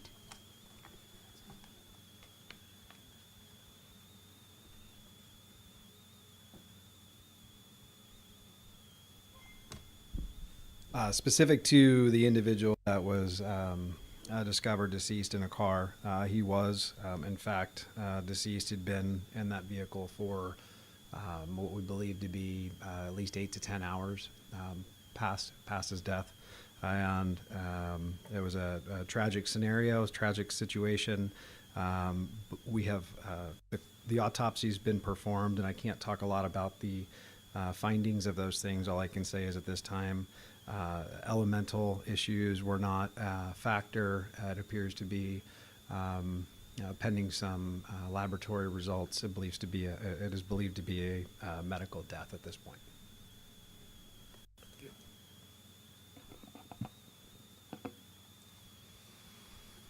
So just wanted to make sure, because I do know I read everybody's comments in case anybody's wondering. We do follow carefully. So with that, I'll ask if there's any questions. So let me bring it back to the council, and please. Yeah, so just so I better understand the criteria and how it works. So are we putting out notifications? So if we look and we are getting a weather advisory that it's coming, so at that point we're working to open it up. Are we waiting for that first cold night? When does that actually happen? When the National Weather Service issues the appropriate product, the level, and their forecast shows it, that's when we move. So it's usually a day or two ahead of time. However, I will say in the last activation we did, our city manager actually activated before we reached criteria. It was very unusual. I don't know if you remember, we had this storm that we call overperformed, where First Street West was a river for a minute. Yeah. And it kind of took us all by a little bit by surprise. We weren't expecting it to drop that much rain. And then the temperature dropped unexpectedly pretty significantly right after that. And the combination of those things, we activated and then later found out we met criteria. But typically we wait for the National Weather Service forecast, and we are not usually alone in this. So the county, we're talking about it the week leading up to it. If it looks like we're even going to have below average temperatures in the winter, we're talking about it before then and kind of looking if it meets that criteria. So again, not exactly, but we always hope to at least have 12 to 24 hours. Sometimes we're not that lucky. And then the other question I have is, with the information sheet you have, does Home First also have, like smaller laminated cards that people can be handing out to folks in need? That's a good question. I have only been provided the flyers, but I do know that they have more resources on the ground that I may not be aware of. So apologies. I will get back to you on because I think that works. I mean, we've certainly been using them for other emergency response networks, and it's easy for people to have stacks of them and to be able to give them to people, and then you're carrying something that you can put in your wallet or hold with your phone or whatever. That's Thank you. a good idea, sure. Yeah, similar question. How we can coordinate with other service providers such as HAS, Sonoma Family, Namil, and La Luz. Do they have a specific person work with you? Or? Well, I will say that we have a really solid team at the city. Currently, Lisa Jansen has been overseeing, as you know, you all have a 3-year strategic plan to respond to homelessness in Sonoma Valley, and we follow that very closely. I know Ron spends a lot of time on long calls. We have something called a by names list now in the Valley, which was kind of just a dream that is now reality, where providers get together regularly and talk about the folks that we have in our community who identify as unhoused by name. That's why it's called the by names list. I understand that that fluctuates because people move in and out of the community and they keep kind of track of that. I think that I heard that there were 123 people, that's unverified, on that list, but it usually is around 100. That includes not just those who are unsheltered in the sleeping rough, but also folks who may be couch surfing, they may have a vehicle or recreation vehicle they're living in, or have kind of in the shelter system. So that's one way that we're doing it, but very, very active. And of course, you all allocate funding to both of those partners, and we're working really closely with them. That's the day-to-day, that's that ongoing services portion I was talking about earlier. That's the part that we're looking to shore up. Thank you. I would just like to say thank you for the report. Extremely informative and detailed, so thank you. Thank you. Yeah, before I open up to the public for any questions or comments, I too, having sat now on the homeless board for the last 3 years, I walked into a mountain of acronyms and confusion, and it's unfortunately one of those life issues that is incredibly complex. And I'm happy as I'm hearing the report, as well as what I've observed, is that we are making a contribution. We're putting forth effort to do whatever we can to partner with various providers, as well as taking an aggressive role on the part of our city, our staff. And so based on what I just heard over the last 20 minutes, I'm incredibly encouraged, very proud, and want to thank you, Tracy, for all you've done, as well as the staff. So with that compliment, I do want to open up and give the public an opportunity to come forward should they wish to speak on it and or have questions. Good evening, Mayor and Council, and congratulations, Mr. Mayor, on your first meeting. Robert Demler, First Street West, Sonoma. And through the council, I want to thank Sarah Tracy for an excellent report and very comprehensive and eye-opening. My observation and possible suggestion, not a recommendation, is that I'm concerned with the process of announcing the potential of a qualifying weather event. There were a number of procedures that are being used.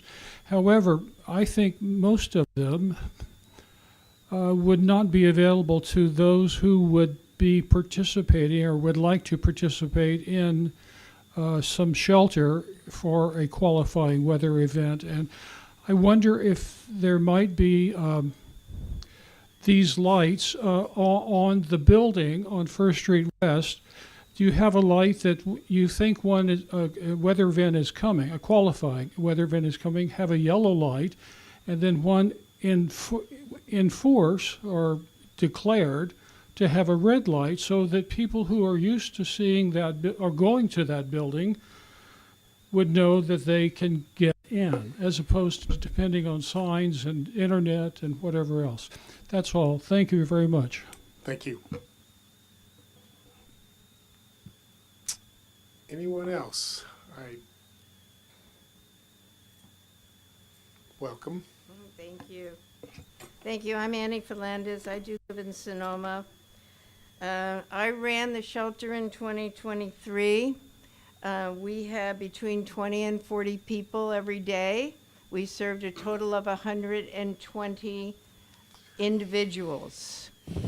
And we didn't take one penny from the city of Sonoma or from the county of Sonoma. It was all funded by the community, and it was worked by volunteers. I just want that on the record.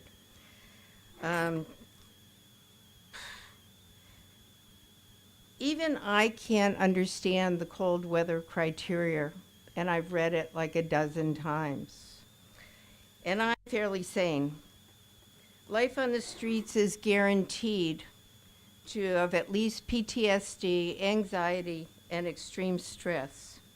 The homeless believe emergency winter shelter is a system set up to appease your conscience so that you can say, we offered a shelter and nobody came. You're better than that.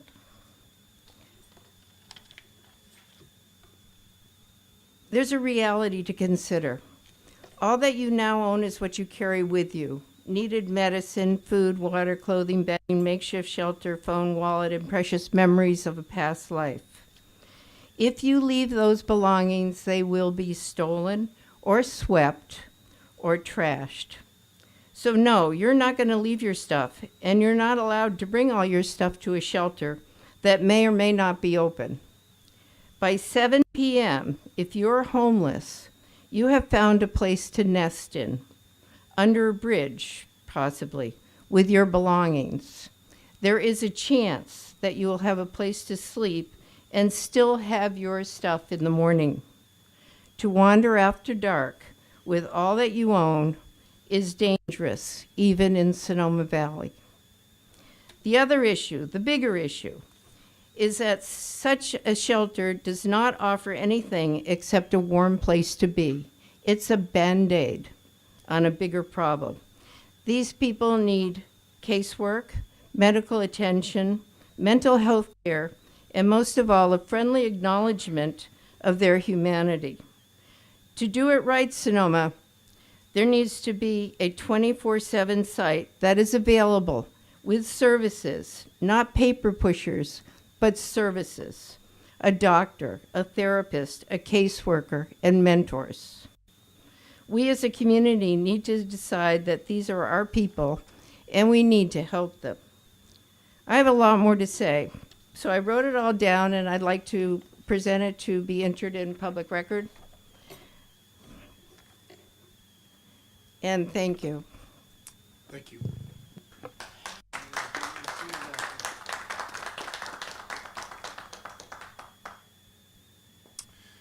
Anyone else?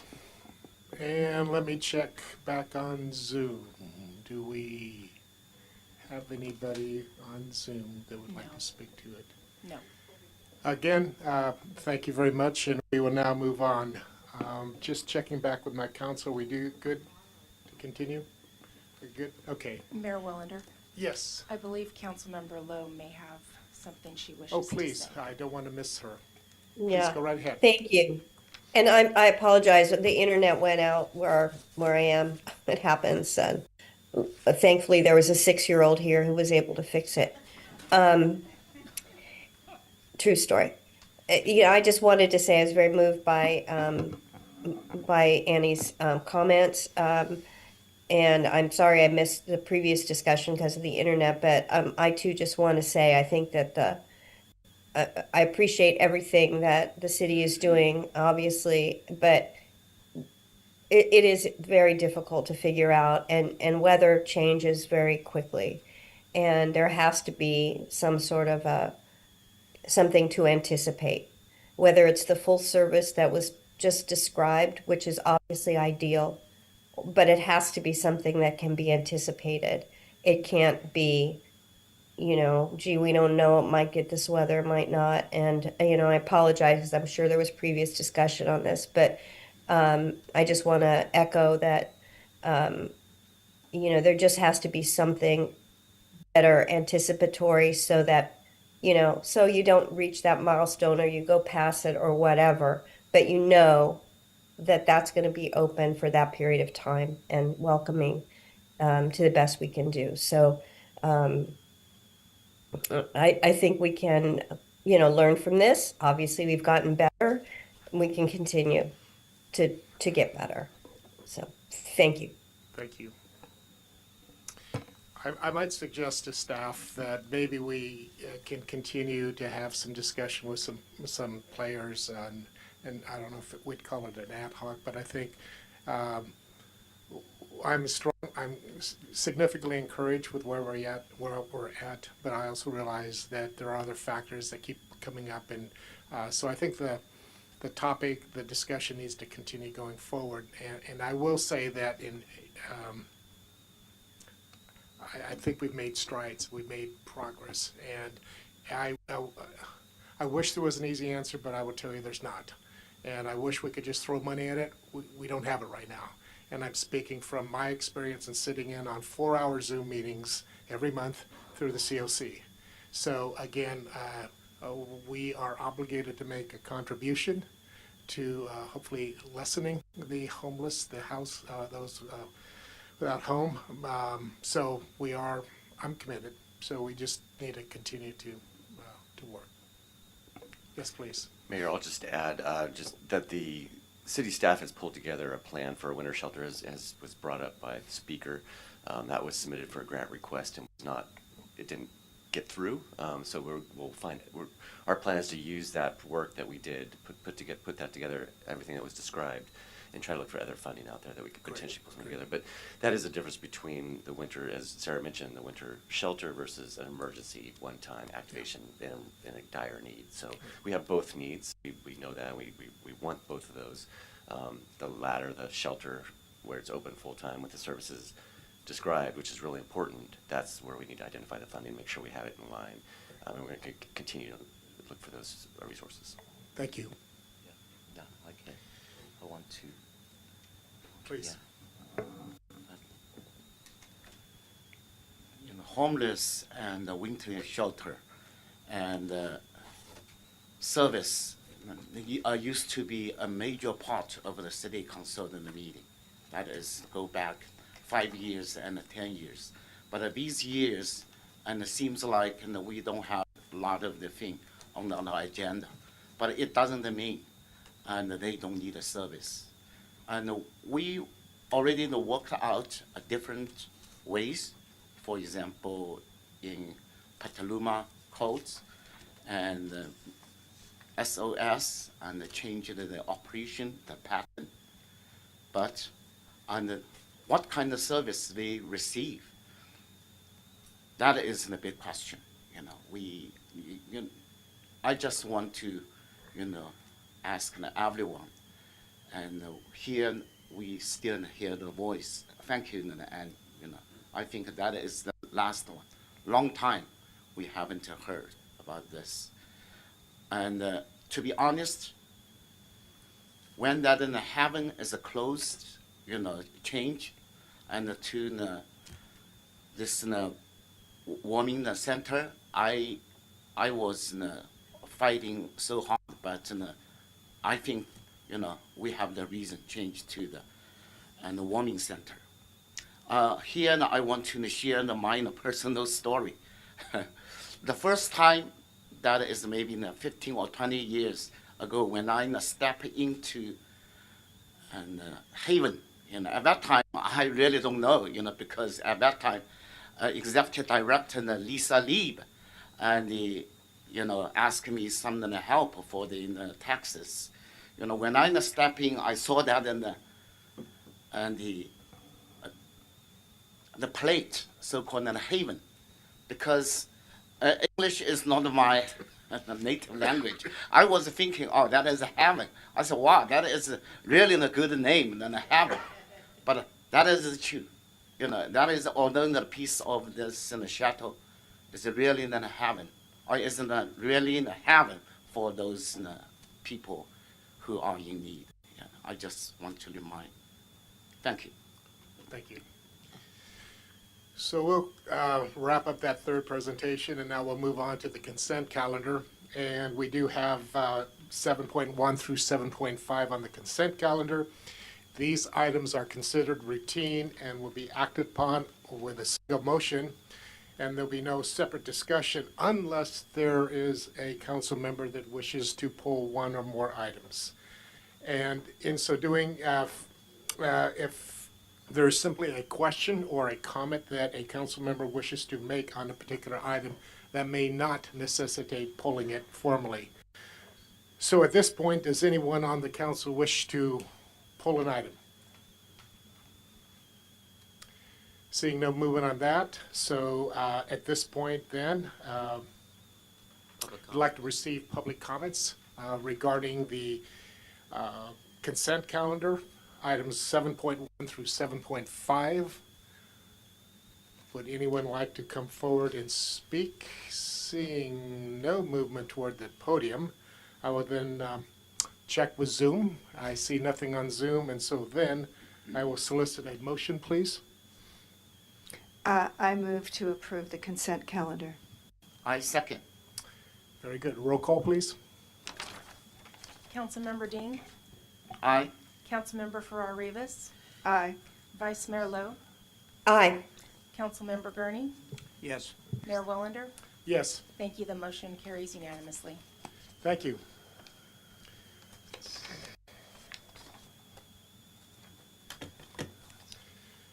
So with that, we're going to continue the march, and we have no items falling under the public hearing, so we will then move on to our regular calendar, of which the first item is 9.1, and that is the selection of the 2026 City of Sonoma Alcalde. And if the clerk would like to make any comments before I begin my spiel. Just that we went through the process based on the city's alcalde policy. Nominations were solicited through the month of December into half of January. We received many nominations, and they were presented to the nominating committee, who is the mayor, the city manager, and the most recent 3 alcaldes. And they met on January 13th. And from that, I will let you take it from there, Mr. Mayor. Thank you. Very good. Thank you. Well, I did something that I was kind of nervous about, and I want to give a little background to the alcalde history, but keeping it very short. So I actually used AI. So if it's wrong, I didn't know it. The concept of alcaldes goes all the way back to the Pueblo system, and we're talking about the Spanish colonial period. And I believe the first Pueblo was in San Jose de Guadalupe in 1777, and it was the town councils that were headed by the mayors or the alcaldes. What's interesting is the early elected alcaldes were many things. They wore many hats. They were the chief local law practitioner, the judge, justice of the peace, notary public, recorder, escrow agent, etc. However, I do want to make it very clear this evening that such responsibilities will not be bestowed upon the individual that will be honored this evening. I believe that in Sonoma, the alcalde began back in 1975, and if I've done my math correct, that we've been selecting alcaldes for 51 years. And I love the very brief description, and that is the alcalde is the town's most useful citizen. Having said that, as the clerk mentioned, that we did receive a number of nominations. It was thoughtfully reviewed, and it is not easy when such a process is in a small community where you know a lot of people. And so it's the good news, it's a small community. The bad news, it's a small community. But nonetheless, for 2026, I have selected Gary Edwards as the alcalde for the city of Sonoma.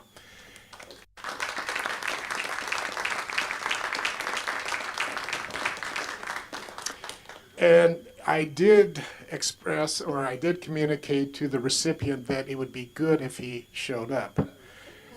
And if he is here, I'm very happy. So I do believe I see some movement out in the back area.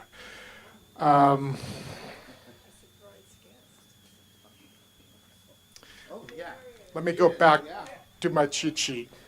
Quite the entrance.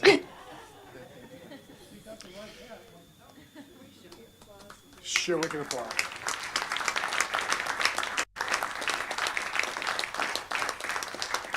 So first, it's our privilege here up at dais to make comments that may embarrass the recipient. So would my fellow council members like to share any comments, including on Zoom, to the alcalde for 2026? Well, we finally got him in here. Yeah.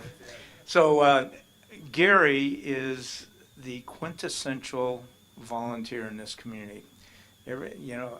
My memory goes back to the 17 fires.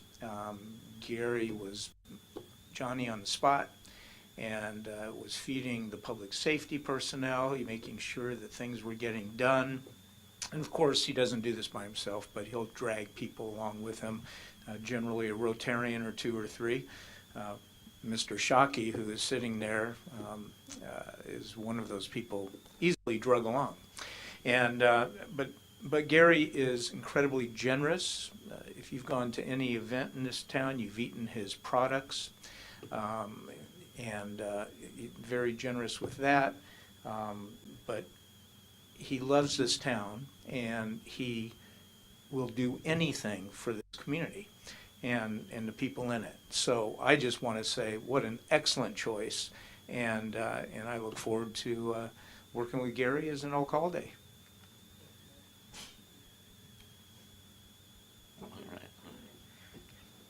Thank you. Yeah.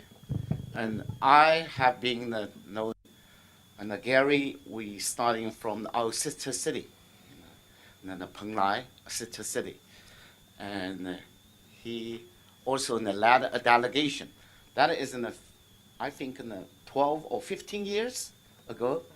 Yeah, and the people in our sister city, Penglai, people still remember, and they celebrate his wife's the birthday, and then because they on purposely and figure out some the power shortage or outage, and then people move the cake come out. Yeah, so that is the.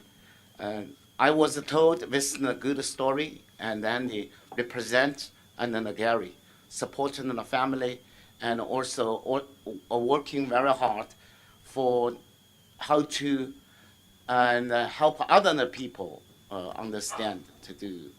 And personally, from politically, and Gary also helped me to stand out. Although I'm the minority, but he, mentored me, and then how to solve those kind of issues. I'm growing with his help. Thank you so much. I can just say that Gary is everywhere. He is literally everywhere. Every volunteer activity that you go to, he's there, like you said. You'll go, oh, this cheese is this delicious. Where did this come from? Oh, that's Gary Edwards. It's like everywhere I would go once I was on city council, all of the events, Gary was somewhere there. When we were doing the Redwood City Food Bank, Gary was there at all of our events in the city. Gary's there with the Rotary, the work that the Rotary does often. Many of those projects are led by Gary, and he's there not just leading them, but doing them. So I think it's an excellent choice, and it'll be a very exciting year for our alcalde. Thank you. Thank you for agreeing. Well, thank you. Before I let the public come forward and speak or roast, however you feel it's appropriate, I do want to make two comments. Oh, forgive me. Can we bring Sandra? Sandra, please share your thoughts. I think everybody said it really well, especially Patricia, seeing Gary everywhere. I think it's, this is, the alcalde may have a historical construct, but in Sonoma, it's always sort of been just a way for us to thank someone who's given to our community in volunteering in so many ways. And in that sort of honorary sense, I think that this is an inspired choice, and I look forward to working with Gary in the next year. Thank you. Thank you very much. So I'll keep it quick. Two items. One is the one thing that wasn't mentioned that is amazing is that for the last 20 years, there's been a community Thanksgiving that's been put on that principally has been the force behind that has been Gary Edwards, and it's been for both those that had no place to go for Thanksgiving, or they just didn't want to cook for Thanksgiving, or there was indeed a need for a meal. Nonetheless, it was an event that I certainly have been proud of participating in, recognizing that this, again, is what makes Sonoma special. And my last comment before I open it up to the public is just simply to say it's a good thing that disqualifying characteristic is not the fact that Gary has increased the significant population of the lactose intolerant in the Sonoma area because of his generous giving of hundreds of pounds of cheese for various events. So with that, I would welcome anyone that would like to come up and come up to the podium and speak to our new alcalde. Or not. Robert Demler again. You know, I have to have at least 2 comment sessions. And I'm delighted to have the second one because I think this was an excellent choice. And if one would think about it, it's a no-brainer. Oh, thanks. Oh, well, yeah. Thank you, Mr. Mayor. Yeah, because Gary is everywhere, and we all appreciate that and love Gary and his family. And I think this is a wonderful, wonderful choice. And anything I can do to help him with the history part, I'm very happy to do so. Congratulations, Gary. Oh, yes.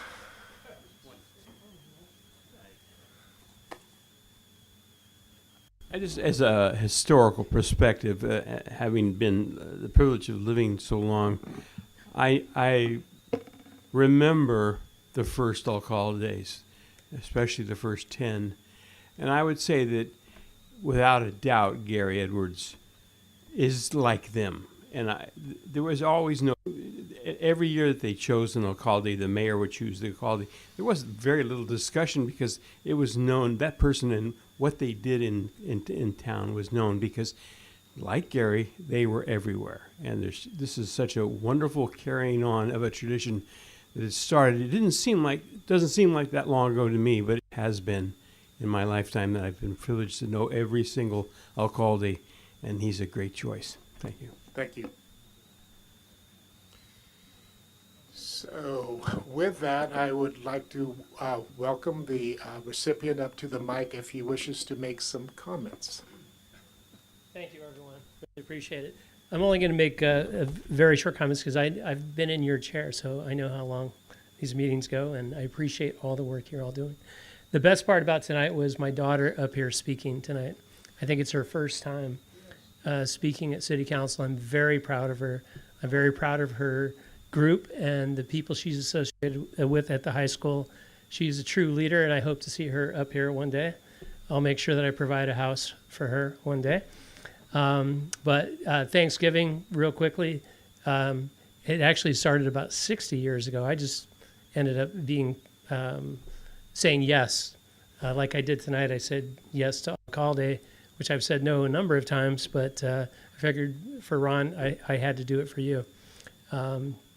But I've only been doing Thanksgiving for 26 years. So it's, and I'll do it as long as I can, as long as I have all the help that I get from our community. So, but I'm sorry I'm not going to get to have police duties, but I'll keep an eye out for you. It's a great honor to me, and thank you very much. And unlike Bill, I've known a little more than half of the alcaldes in my time here. And I think Ig Vela actually started the program.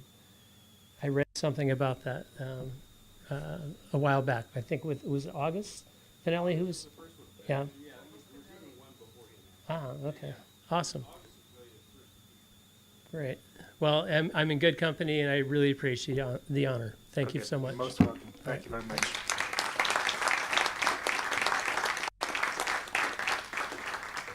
So if history repeats itself, it's not unusual for an item to get wrapped up, and those came specifically for that item. So if there are people that wish to exit now, we will not take offense, and we hope you will help celebrate this recognition for Gary. I think Gary's buying at the Swiss.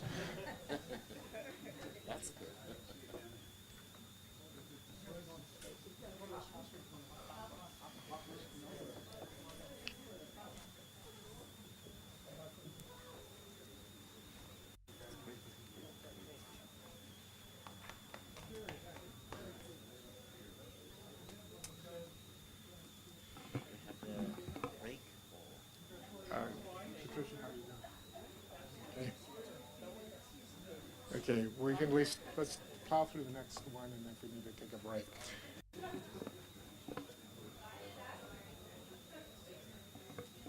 I didn't mean to kick him out. So this has nothing to do with the great financial work that has been executed by our dear Popty.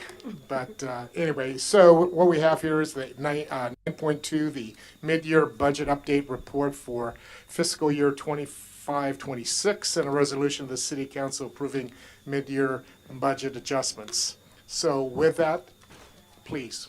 Thank you. Yeah, I'll just kick it off real fast. Back in June, the council established a budget to move forward through this fiscal year. Propty and her team did an excellent job at laying out what we thought was going to happen over the year in terms of revenues and expenditures. This is something that we enacted about, I think last year we started in true form doing a mid-year check-in, and that's something that is in good financial sound practices. So we're about mid-year, halfway through the year, fiscal year, and so it's a good time to check in how we're doing with our revenue, how we're doing with our expenditures, see what we're on track, see if we need to adjust, make any changes.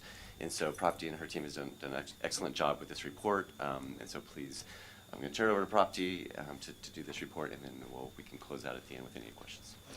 Good evening, Mayor and the City Council. I'm here to give you fiscal year 25-26 mid-year budget update.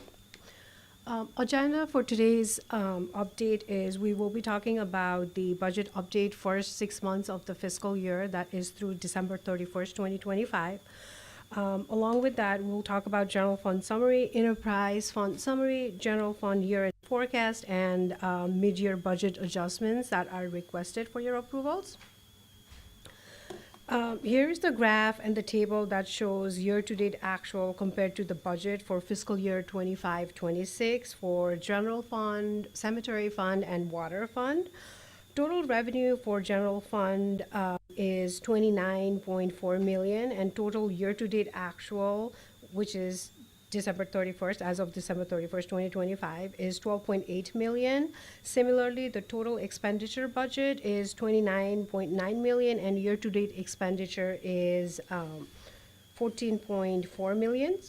For cemetery fund, the total revenue budget is $400,000 with actual of $269,000, and total expense budget is $838,000 with actual expense through December 31st is $269,000.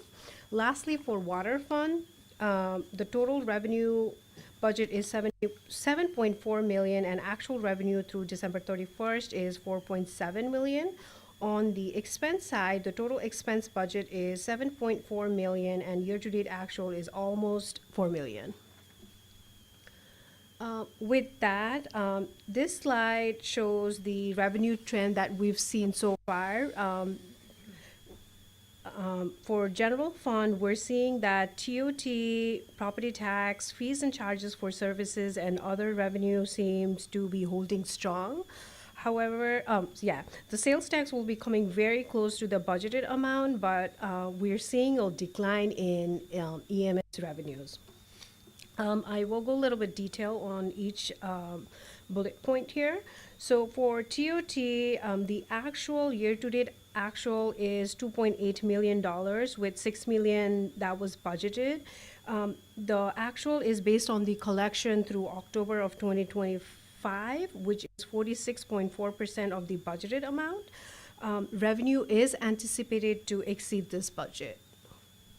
For property tax, the year-to-date actual is $3.2 million with $5.9 million of budget, which is 55.2% of the budgeted amount.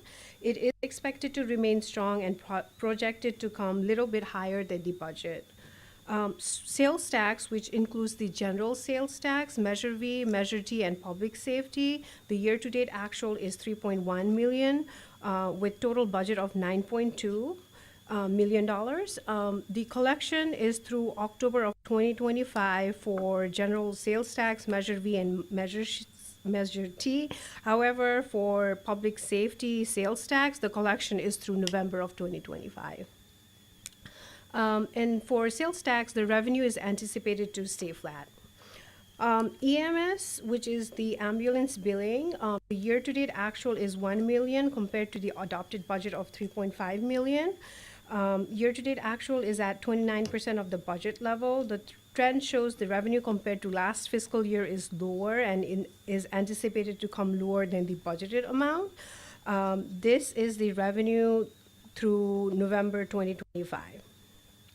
Fees and charges for service. Year-to-date actual is 0.5 million compared to the budgeted amount of 1.2 million. And for other revenues, interest revenue, business license, and franchise tax are holding strong. Moving on to the general fund expenditure for 25-26. On the expenditure side, the total budget for fiscal year 25-26 is 29.9 million, with actual expenditures as of December 31st, 2025 is 14.4 million, which is 48.3% of the budget. The total budget for the personnel cost is 6 million with actual of 2.7 million, which is 45% of the budgeted amount. PERS UAL is paid every year at the start of the fiscal year in July, and hence it is at 100% since we've already paid those invoices. Professional services is at 34% of the budget level of $2.6 million. Similarly, for sheriff contract and Sonoma Valley Fire District contract, we are at 32% and 50% respectively. Operating cost is budgeted at 4.8 million with actual of 2.5. That is 53% of the budget. We are still seeing higher utility costs due to the rising energy rate and seasonal fluctuations. For transfers, it is at 73%. All the transfers out of general fund for the year has been booked. The remaining transfer is for 1% TOT transfer to Housing Trust Fund, which is booked every month as we receive the TOT revenue. Now, moving on to the enterprise fund, which includes the water and cemetery. For water fund, the revenue budget is 7.4 million and actual is 4.7 million, which is 64% of the budget. This performance is primarily driven by water sales and service, which is also at 64% of the budget level to date, contributing to the favorable year-to-date revenue trend. And on the expense side, the budget is $7.4 million and actual is budget is $7.4 million and actual is $4 million, which is 54% of the budget. The year-to-date spending reflects higher utility and operational costs, as well as the timing of debt service payment. It should also be noted that some expenses like CalPERS UAL contribution and annual transfer has already been incurred at 100% for the fiscal year, which is why the percentage of the expenditure recognized at the mid-year is a little bit higher. For the cemetery fund, which includes both the cemetery operations and cemetery endowment, for fiscal year 25-26, amended revenues total to 400,000, of which 268,656 has been received as the mid-year, representing the 67% of the annual budget. On the expenses side, the budget is 800,000 with year-to-date actual of $269,801 expended, which is 32% of the budget. The lower percentage of the expenditures reflects savings on salaries and benefit, and also the timing for planned cost, which will later incur during the fiscal year. That is the budgeted amount of 235,000 for new capacity, which we've not used. Okay, and then now moving along to the fiscal year 25-26 year-end forecast for general fund. The forecast was calculated based on year-to-date actuals as of December 31st, prior year actual for the same period and ending balance for prior fiscal years. Here are the revenue assumptions we've used for the forecast. TOT is forecasted to show some growth. Property tax continues to show strong growth and stability. Sales tax will remain flat, which shows the consumer spending trend indicate increased cost consciousness and remains flat. Expected to be approximately 18,000 below the budgeted projection, and which is consistent with the projection done by the sales tax consultant. EMS revenue shows a decline this fiscal year. Overall, forecasted revenue is anticipated to come below the budget by 30%.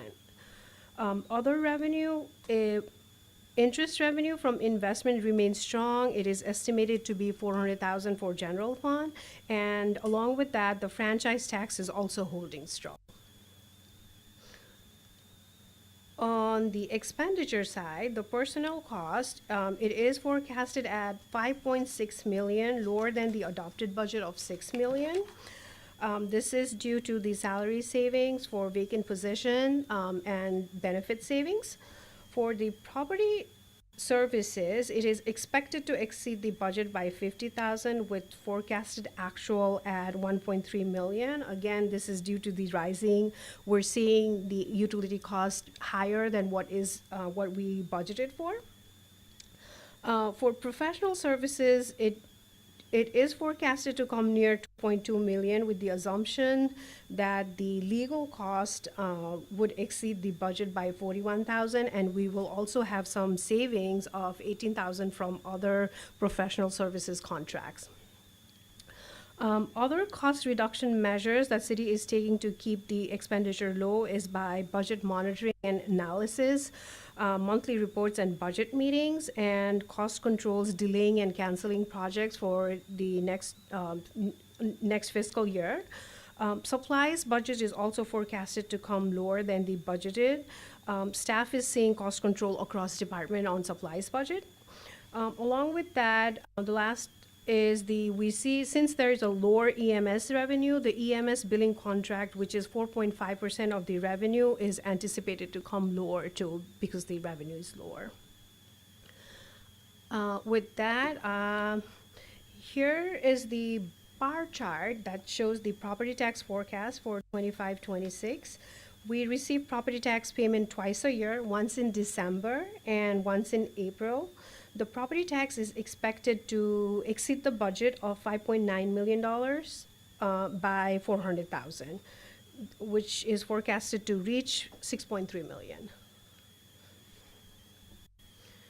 Sales, on the other hand, for the sales tax, which is general sales tax, measure fee, measure T, and public safety, it is received two months in arrears.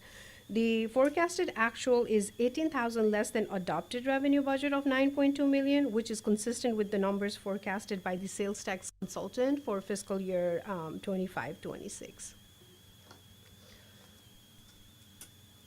For TOT is forecasted to exceed the budget of $6 million by $700,000.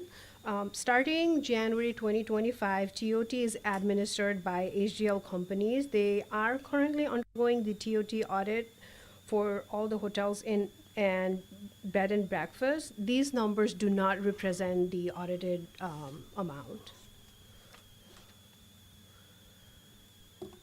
For EMS, the EMS billing revenue are trending below the budget in fiscal year 25-26. Based on year-to-date collections, revenue forecast is approximately $2.4 million by year-end compared to the adopted budget of $3.5 million.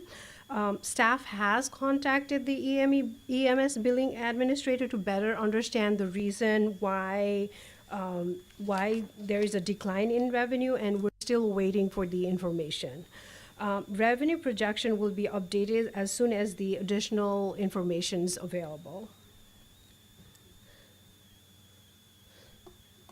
Moving along, here's the graph for fiscal year 25-26 for year-end revenue forecast by source.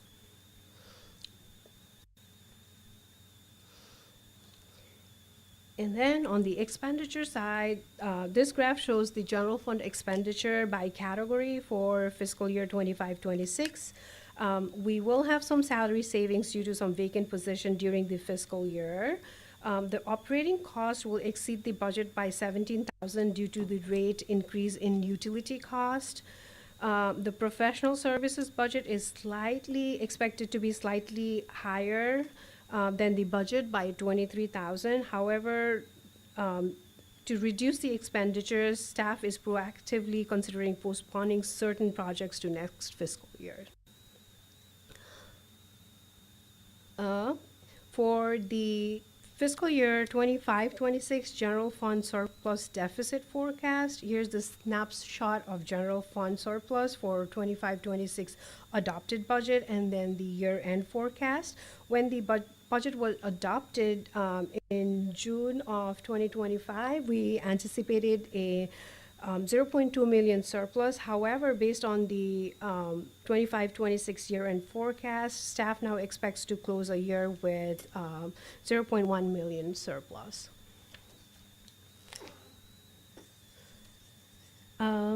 For the general fund projected reserve, here's the visual representation of projected general fund reserve for fiscal year 25-26. It includes 9.8 million in unreserved, undesignated fund balance, 1.5 million in committed to emergency reserve, 5.5 million restricted for operating reserve, which is 17% of the adopted budget, 0.2 million in assigned fund balance, 0.1 million in non-spendable, and 0.2 million in restricted fund balance. So the total fund balance for the year is forecasted to be increased by 0.1 million to 16.6 million. Now, moving on to the mid-year budget adjustment. The purpose of the mid-year budget adjustment is to address technical corrections, operation needs, and previously deferred requests that was identified during the budget request. These adjustments ensure budget accuracy, supports ongoing services, and aligns appropriation with current fiscal and operational needs. So there are 4 requests that is made for the mid-year for the budget adjustment. The first being finance, which is the interfund transfer alignment to a long-term building maintenance fund. This request corrects the technical budgeting issue identified after the budget adoption. During the fiscal year 25-26 budget process, the inter-fund transfer out between the general fund and the water fund for long-term building maintenance, which is Fund 610, was accidentally budgeted at the lower amount than approved. This adjustment of $9,834 from general fund and $28,779 from water fund aligns the transfer out budget with the approved transfer in during the budget process to ensure accurate financial reporting and audit compliance. The second one is from Parks and Rec for recreation management software. This one-time 11,000 request funds the implementation of recreation management software platform that will support program registration, facilities and park rental, and online ADA compliant access for the public.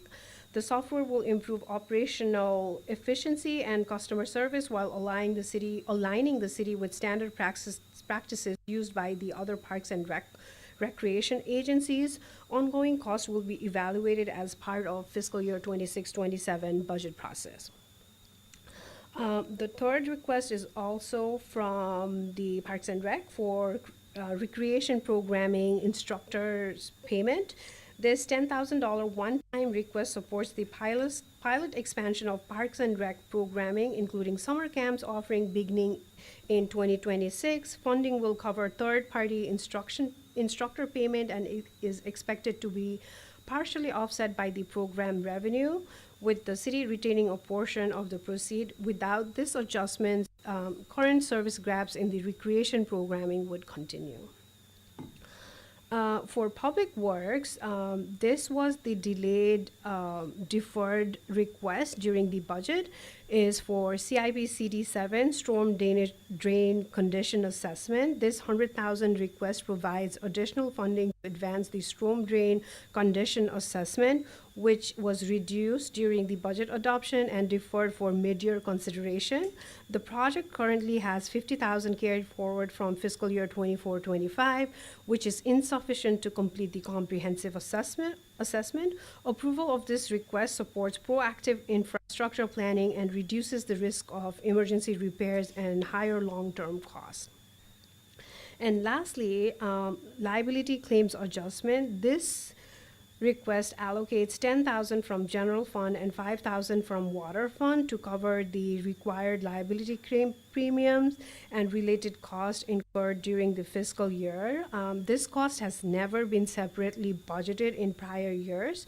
The city is obligated to pay them as they occur, and this adjustment ensures sufficient budget authority, timely payment of obligation, and accurate financial reporting.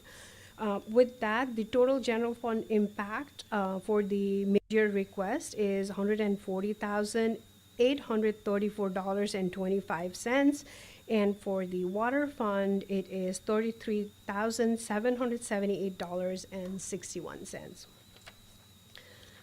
With that, I am here to answer any questions you may have. Thank you very much. I'm sorry that our audience left and missed that, but that's the way it goes. Any questions? Please. So on your projections for the end of the year surplus, does that take into account these proposed, no, they don't. No. Yeah, because it has not been approved yet, so I have not. But once it's been approved, we will increase the revenue budget and the expenditure budget. So revenue from the reserve, so it will increase. So it will be 100,000 surplus. Okay. Yeah. Thank you. EMS. Yep. And I realize that you may not be able to answer some of these things, but I'm curious as to historically what we have seen with what is the pattern of the annual EMS. So we book the revenue. So historically, what we've received compared to this year, it's way less than what we've received, which is why I reached out to the consultant asking the reason. I have not heard back, but as soon as I hear back, I will let the city manager know so he can inform you about that. And also, I think the way when we look at revenue, we look at the revenue incurred during the period, not the payments received. So there is a disconnect there. So when we reached out to Fire Chief, he was talking about the payments received, but those payments are received against the receivables from prior year. So when we compare the payments, it does align with prior years, but the revenue itself, when we, the actual revenue that is for the month, it is way less than prior years. Okay. Yeah. So are we receiving revenue this year for Yes. last year? Yeah, the payments, billings? yes, the payments. If you're looking at the payments, which we, in accounting, we don't recognize the actual payment. We book the revenue based when it's incurred. Right. So, which is why those revenues, so maybe it's the service, less number of services or less number of claims, it's less compared to last. But we don't, in accounting, we don't look at the payments because those are all, the revenues for those payments are already booked in prior years. So we just reduce the receivable. Okay, thank Sorry, you. I know it's a little bit confusing. It is. Yeah, I know. Actually. Sorry. And then lastly, the sales tax, Measure T, is that performing as expected? Yes, it is performing as expected. However, the CDTFA, they now lump the Measure V with Measure T, which is why we see Measure T with like large number compared to the budget, and Measure V is only 18,000. It's just the way they're reporting and how they send us the backup. You know, we just book it based on, because there's no way for us to know what's V and what's D. They just send it, the backup just says 1%, so we're just booking it on Measure D. Okay, thank you. You're welcome. Yeah, so, thank you. That was very helpful, the report, and I read through, you know, the online, what we were available to us, the information. It was my understanding that for the EMS, that there was the same number of services provided, that wasn't down, that it was the revenue that was down. But could you clarify that? You know, I do not have that information. Like, I do not know. When I look at the report for November, it clearly shows that the revenue is down. You know, the revenue for the month is down, like for July through December compared to last fiscal year, it is less. But if we're looking at the payment, which, so sorry to be a little bit technical, but when the revenue is incurred, right? Like, let's say when the revenue is incurred for the month, let's say $1,000, we book the revenue even though if we don't have the cash in hand. So that's the payment side. So we book the receivable. If you look at the payment side, yes, it is relatively similar to what we have received in the past year, but we don't book that. We look at the revenue, which is way less compared to last fiscal year and year before. Got it. Yeah. And regarding the numbers, I'm not sure. I'm still waiting on the EMS administrator's response. So as soon as I have it, we'll let you know. Yeah, I mean, because it is important for us to understand if there's been a shift in payees, who's paying that, considering what's been happening with the federal government, and what's funded and what's not funded, getting funded and all of that, for us to see if this is kind of an ongoing, if we're going to be anticipating this ongoing. And so in spite of, so then with these new additions and adjustments, we would probably come with a budget that is going to be under. Yep. It'll be under, so there won't be the 0.1. So it'll, Yeah. the 88,000 or whatever it is, minus all of these ones that we have listed here. That's right. All right. And then the other thing is always, I always look at the reserve fund and I see within the reserve fund, I know we have a good reserve, you know, there's a nice amount in our reserve fund. I'm always wanting us to relook at that because for the emergency portion of it, it's 1.3 million. And I know it's like 17%, should be 17% of our operating budget.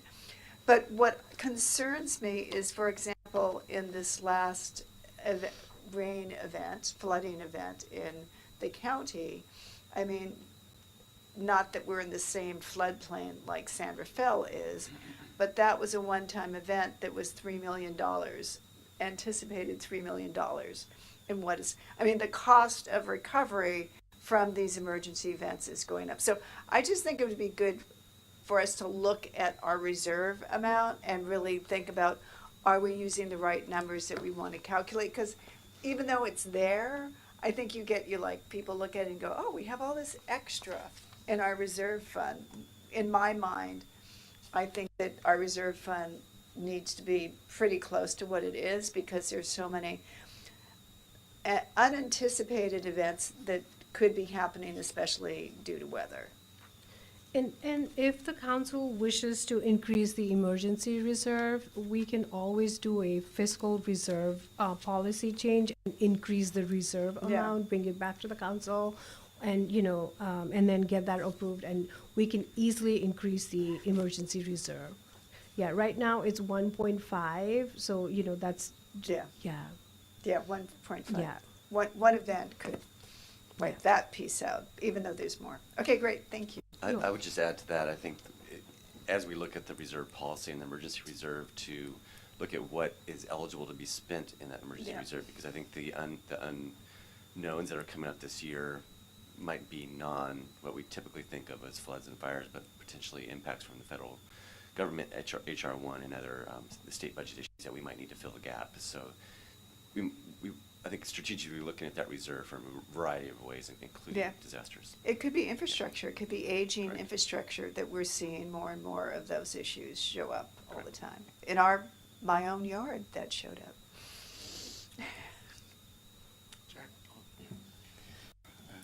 Thank you for your detailed report.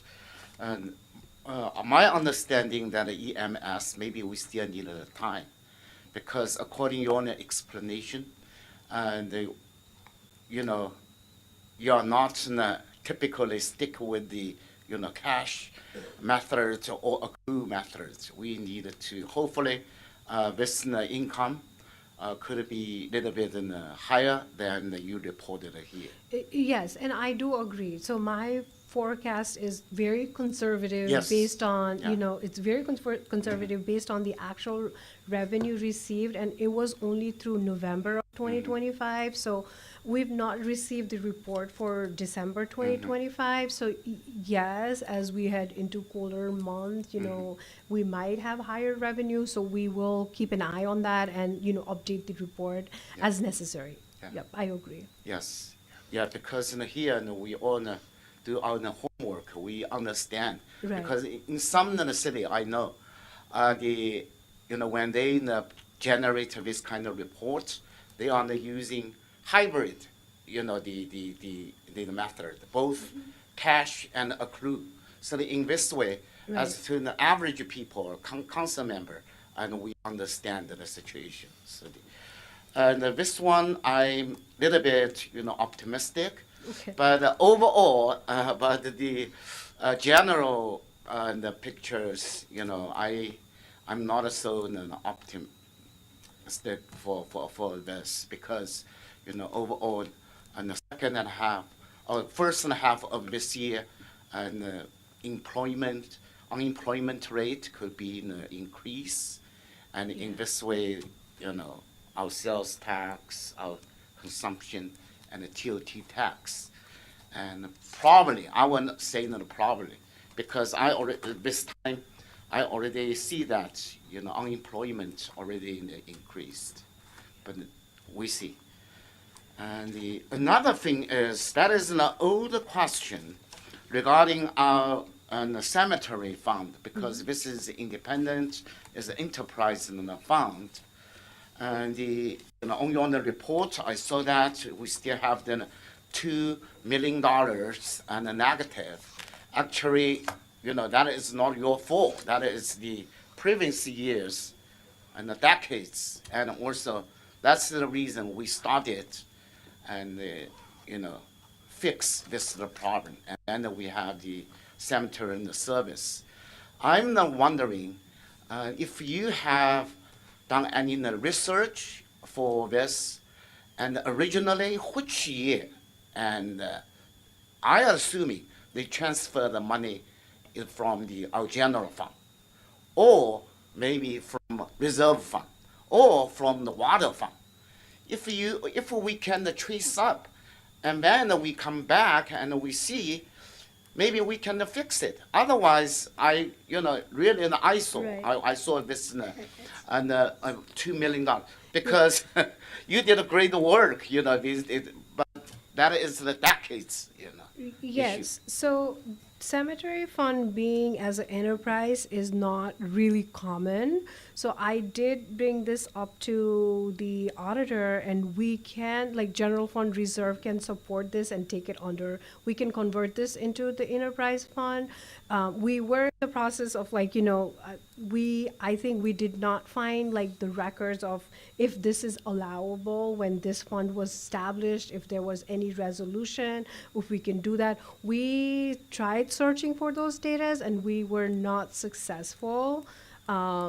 Yeah, so we went back to, I think, long time, right? So the clerk did help me search. We were not able to find that, but if that's what council wants, yes, we can use general fund, make this cemetery fund under general fund. Okay. Yeah, thank Which you. general fund supports, yeah. Mhm. From our council perspective, we want to respect the history, but Right. also we don't want to give any credit or discredit to any party. Right. Thank you. our long-distance council member, please. Thank you. I don't have any questions and just want to thank everybody for the questions you did ask, which embodied some of the ones I was thinking of, and I appreciate the report. Thank you. Thank you. Two questions. And it's, I know we have a consultant, collections of TOT. Have we been gaining any ground in that? Are they earning their salt or their existence? Yeah, so actually TOT compared to last year, we've been doing really good. Maybe, I don't know, people, I don't know. It's the revenue is higher compared to last year. And also for the TOT, we're currently undergoing audit. So that way we know if the hotels are reporting their revenue correctly, or, you know, it's basically for the opportunity for us to, it's a training opportunity to show them what needs to be reported and if anything is missed. So it is included in the future return, TOT return. But with the consultant, yes, we have been seeing a little bit of revenue growth, even though, you know, there is no, the audit is still going. Thank you. Yeah. The other question is regarding the increase, the mid-year budget adjustment. The line item for liability claim cost adjustment, this may be more appropriate to our attorney. Is this just a crapshoot we're going to have to continue to live with forever? I'm going to defer to the clerk on this one. We're part of a pool for our risk, and the city's deductible is $5,000. So we may have a claim that comes in and we end up having to settle it for, say, $1 million. The city still has to pay, we have to pay that first $5,000. Unfortunately, we don't really have, you know, a gauge as to what that's going to look like across the year. I can tell you across this year already, we've almost already hit this number, and that was partly due to the AMI water project. We had, out of the 4,000, it was great though, out of the 4,000 customers, I think we ended up having about total 15 claims total. This was for faulty installation? For the AMI, the automatic. Right, but is this for It's poor not- installation or? No, it's where the water, if the meter broke, or when it wasn't necessarily installation, maybe there was some, the infrastructure was a little older than expected. Sure. So every time someone files a claim, the way our process works is when we send that in, we automatically get a amount against the city. Okay. And so if the claims that came in, like especially on the AMI, if they were under that number, we went ahead and we paid them. And then some of the other two were some liability claims that came in. So it is really, it's kind of an unknown. Okay, thank you. Just for clarity, back to the sums, I didn't scribble quick enough or I wasn't listening very well. On the adjustments, the requested adjustments for the general fund, it's about $146,000 total? $140,834.25. All right, so I'm gonna go 141, and then for the water fund? $33,778.61, so Yeah, round that up. 34. Okay, super. And my last is just a comment. I appreciate everybody's conservative nature in forecasting. I feel much more comfortable looking at something from a conservative standpoint rather than overly optimistic. So now with anything else from the council before I open it up to public comment? Mike, that the money that made the adjustments, will transfer from the reserve fund or from general, how you can? So for the general fund, it will be transferred from general fund reserve. Okay. But for water fund, it will be transferred from water reserve. Okay. So, yeah. If you take any of the money from our general reserve fund, for sure, when you got the money, pay it back, Yeah. Right. Yeah. Thank you. Yeah. This is more of a comment. I guess, I go back to the EMS issue. And it seems to me whoever's doing the bookkeeping on the fire side should have noticed a trend in the decline? So it is actually a third party who's administering third, our, okay. yeah. So I think for fire, they only receive the report. So I'm not sure, if they're looking at the payments or the actual revenue. So, I don't know. Sorry. Yeah. All right. I know it's not you. Thank you. So at this point, I'm going to open it up to the public and see if there's any movement back there. I do not see any movement. How about on Zoom, please? So I do believe we have to take some action on this.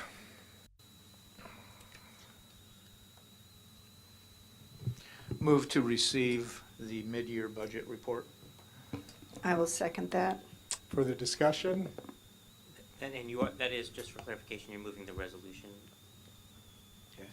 Move to adopt resolution approving the mid-year budget report for fiscal year 25-26. I'll second that. Now, further discussion of any? Seeing none, then let's go ahead. Roll call, please. Councilmember Dean, Aye. Councilmember Farrar-Rivas, Aye. Vice Mayor Lowe, Aye. Councilmember Gurney, Yes. Mayor Wellander. Yes. Thank you. The motion carries unanimously. Very good. Thank you very much. And- Property, again, thank you. Excellent job. And Mayor, before we move on to the next item, if I may, I know Property won't want me to do this, but I do want to acknowledge the fact that this is her last week with us. She has been an incredible resource for our community.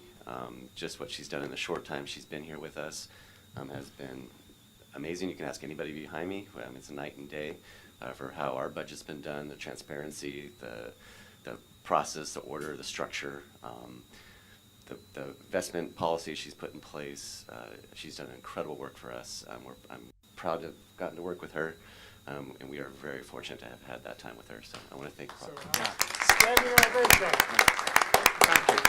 Thank you so much.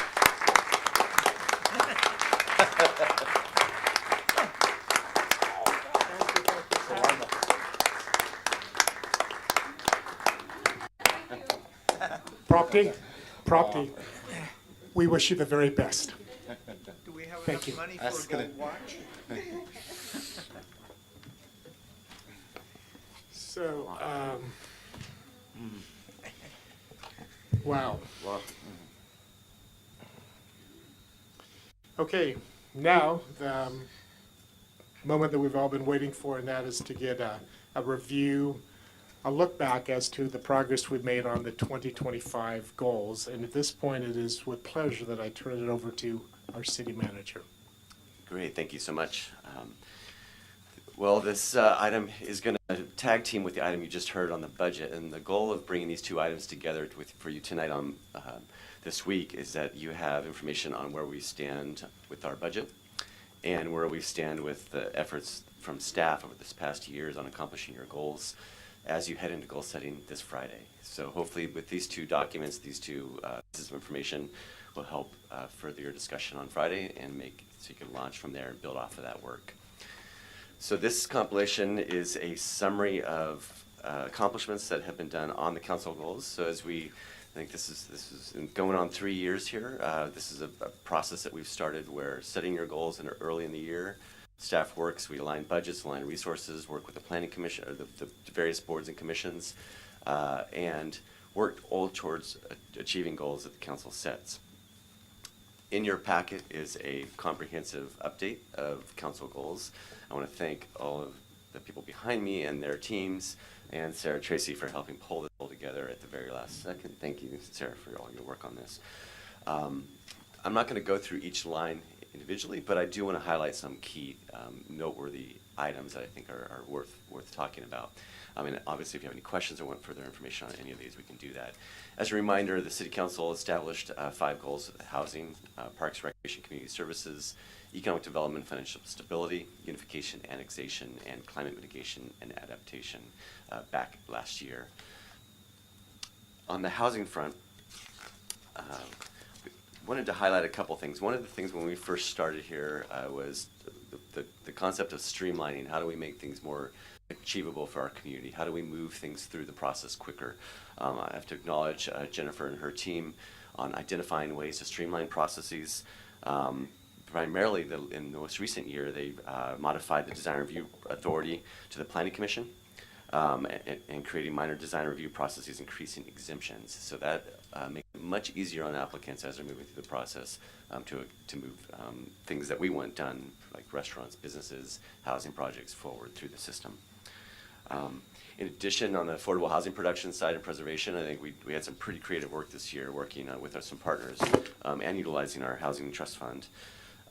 Working with Burbank, the BAFA, Bay Area Regional Housing Authority, and staff, we were able to secure about $4 million brought into our community to save and preserve 18 affordable housing units.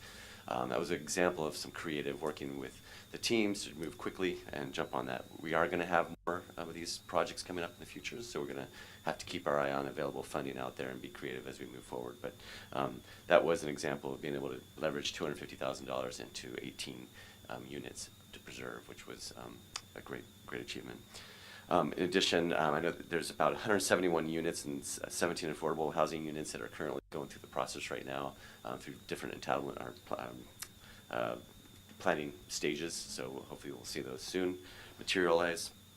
And then also our planning department's working with District 1 Supervisor's Office on a 2026 Sonoma Valley Housing Summit. So that was something that came up specifically last year in the goal setting, is to have a housing summit. And so you know that's in the works.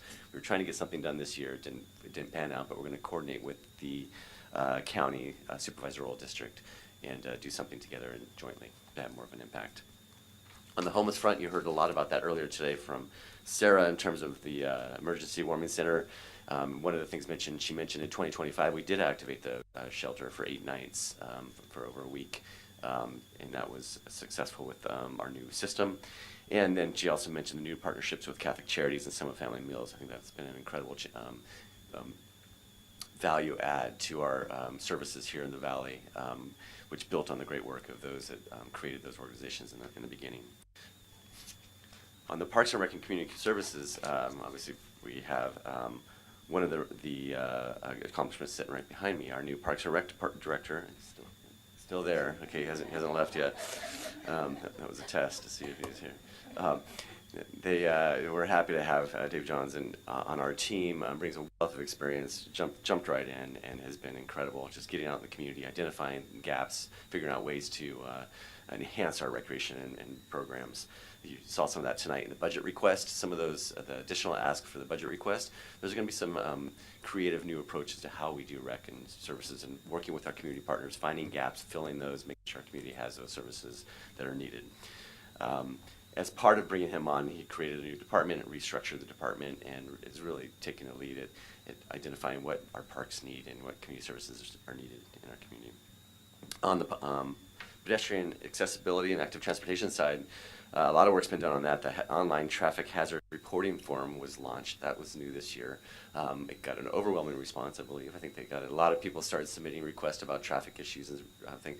But it's great because now we have a forum and a place that they call Go, and the Traffic Safety Committee is humming now. They're doing a lot of good work. They're busy. They're getting a lot of identifying a lot of issues and being much more active than they have in the past. So I think that's been a great thing that the Public Works team has done.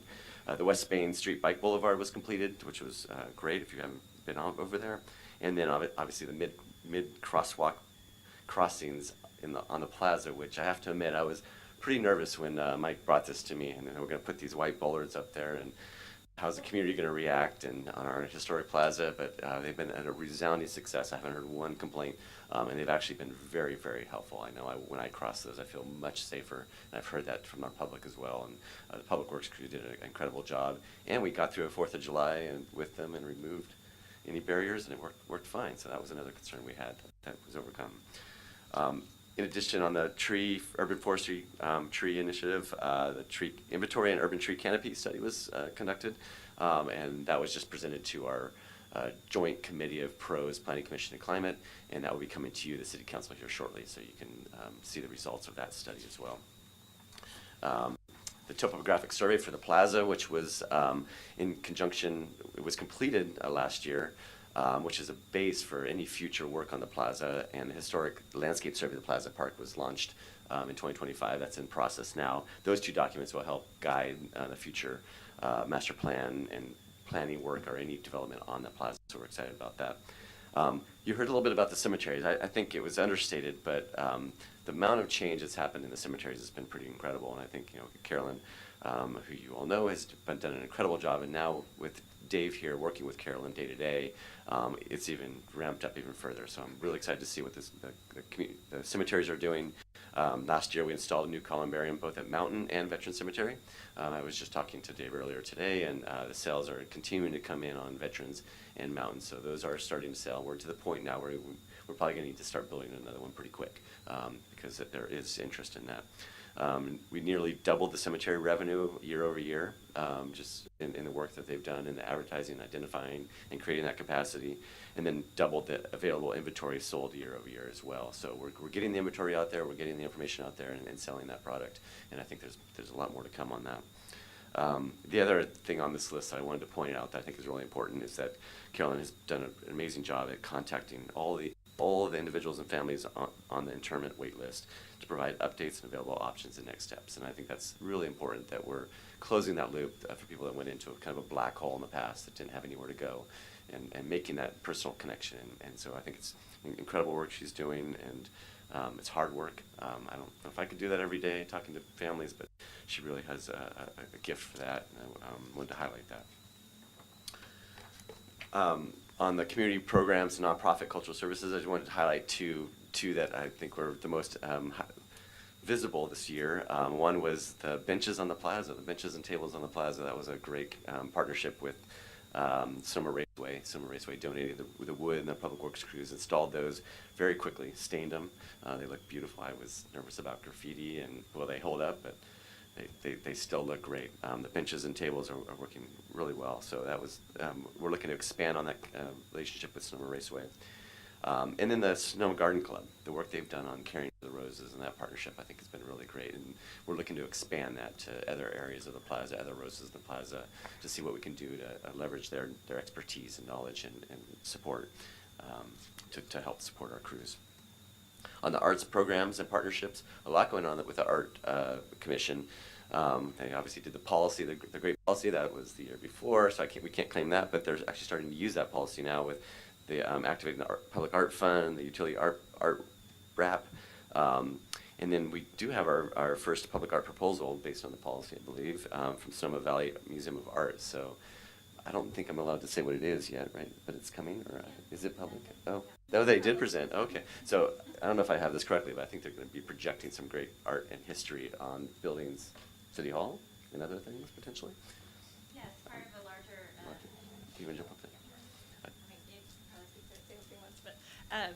It's part of a larger project that you may have noticed. There's a gentleman who's been taking portraits of community members. I know they set up a booth at the, I think they did a farmer's market as well as the 4th of July, where they're taking pictures of literally people in the community. And those portraits are going to be part of a large exhibition at the Sonoma Valley Museum of Art. And as part of that installation, they want to do projections onto City Hall and maybe some other locations during a certain set time. Probably in the summer. So it's to come, but pretty excited about it. I think the commission's pretty excited about it. Dave's excited about it. So more to come on that. Yeah, so just a good example of just trying to, now that we have that out there, that policy out there, I think people are getting interested in, I think, of creative ways to get art into our community. On the economic development, financial stability, you just saw, obviously, our finance director kind of lay out a budget and bringing forward a balanced budget and taking the approach we're taking. One of the things to be able to do that is the finance department did implement the OpenGov budget and planning platform, which allows us, all of us sitting at these tables, to enter information in the budget. We can look at other people's budgets and identify the impacts of changing different assumptions. And the public gets access to that as well, which has been really helpful. And then you also heard about the AMI. You heard about some of the problems, all of the 14 problems that we had. But what I'd like to do is highlight the number of the success. I was involved in the AMI process in Santa Rosa when it first kicked off years ago, and it was problem after problem. It was very difficult. I was shocked at how smooth it went here in Sonoma. I was impressed with our crews and how quickly they reacted to issues and how creatively they solved them. So I think that's a great accomplishment. Now everyone has these meters that they can get real-time data on their water use for water conservation, making decisions on how they manage things. If there's breaks, leaks, we can help much more quickly and efficiently as for a customer service standpoint. So great job from Public Works on that one. On the local businesses and support and permitting, one of the things that I was excited to see was a streamlined permitting process for business licensing, sidewalk seating, temporary winter attending, signage, all of that, streamlining those processes, because when businesses want to try to bring visitors into town and react, we want to try to make it as quick and simple as possible. So getting sidewalk seating, signage, all those things play into that. So we don't want to be the barrier, we want to be the partner. We're working more now and meeting with people ahead of time. For example, new restaurants opening on the square, we're meeting with them proactively, walking through sites, giving them guidance, working with them from the very beginning so there's no surprises at the end. And I think that's something that our planning department, building department have been very proactive about, and I think that's going to pay dividends down the road.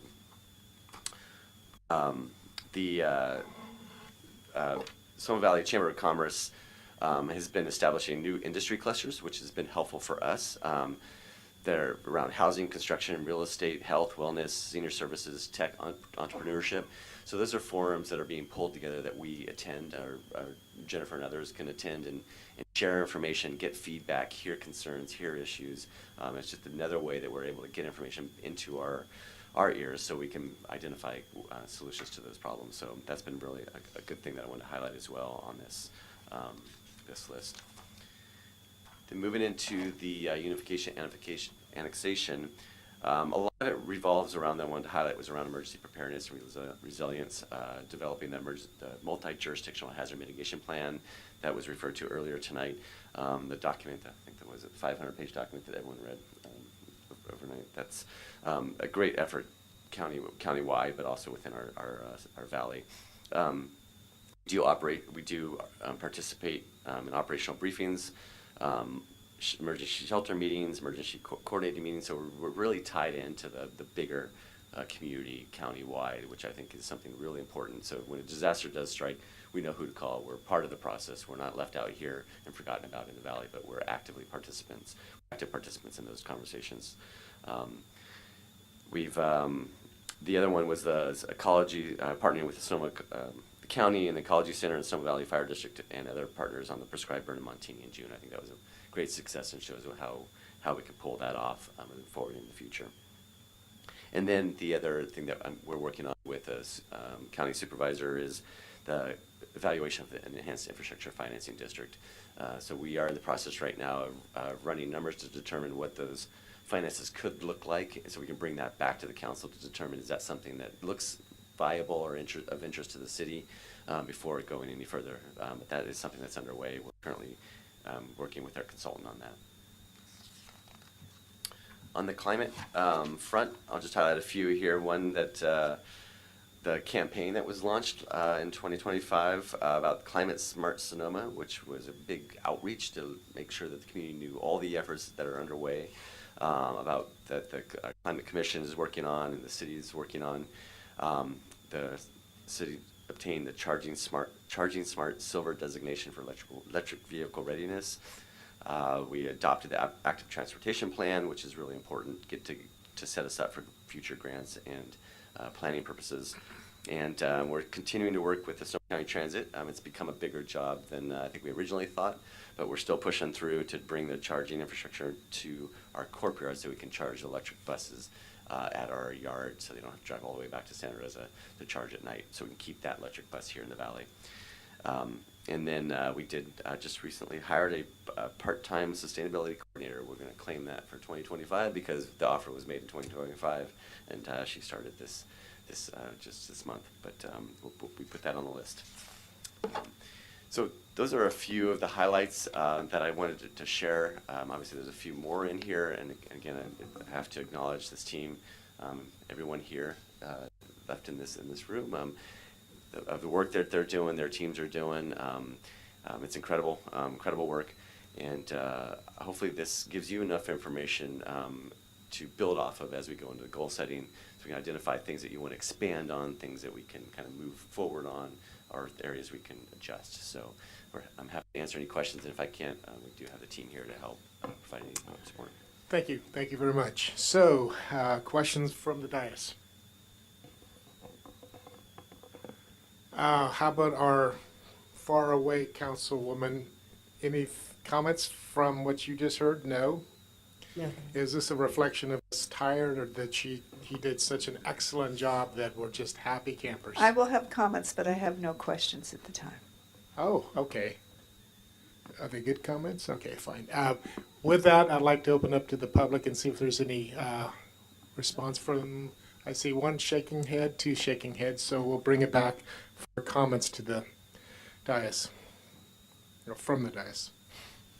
Please. No, I think that we have accomplished an enormous amount, and I think that that is really the staff and the leadership that we have in our city right now is responsible for that on all accounts. And certainly it's easy to see the collaboration that's been happening, the collaboration not only within staff and with, you know, our police department and the fire department, but also with our nonprofit organizations. A lot of work that has happened this year where we have been, the city has supported, but some of our nonprofits have stepped up to really move things forward that help us achieve our goals too. But we've really set also, I got a lot of compliments last year as if I was responsible for things that happened because I was the mayor. And the reality, I always tell everybody, it was just good timing because the base has been set. A lot of work has been done in the city to really be able to move forward on things. And I think that we're going to see even more in 2026. And so I think it's a great time for you to be mayor, Ron. And congratulations also on a great chair in every first meeting. So, but thank you, a great report. Good to see there's still more to come, but we've definitely started, I think, done some of the hard work in all of these issues, which some of that work is work that people don't really see, but it sets the stage for a lot of things we did see too. But a lot of that is like kind of stealth, and now a lot more will be able to happen. All right, thank you. No questions, just great comments. And a big thank you to you and everybody sitting here and other staff, because of you, make everything that happen. We just came and for twice a month. Yeah.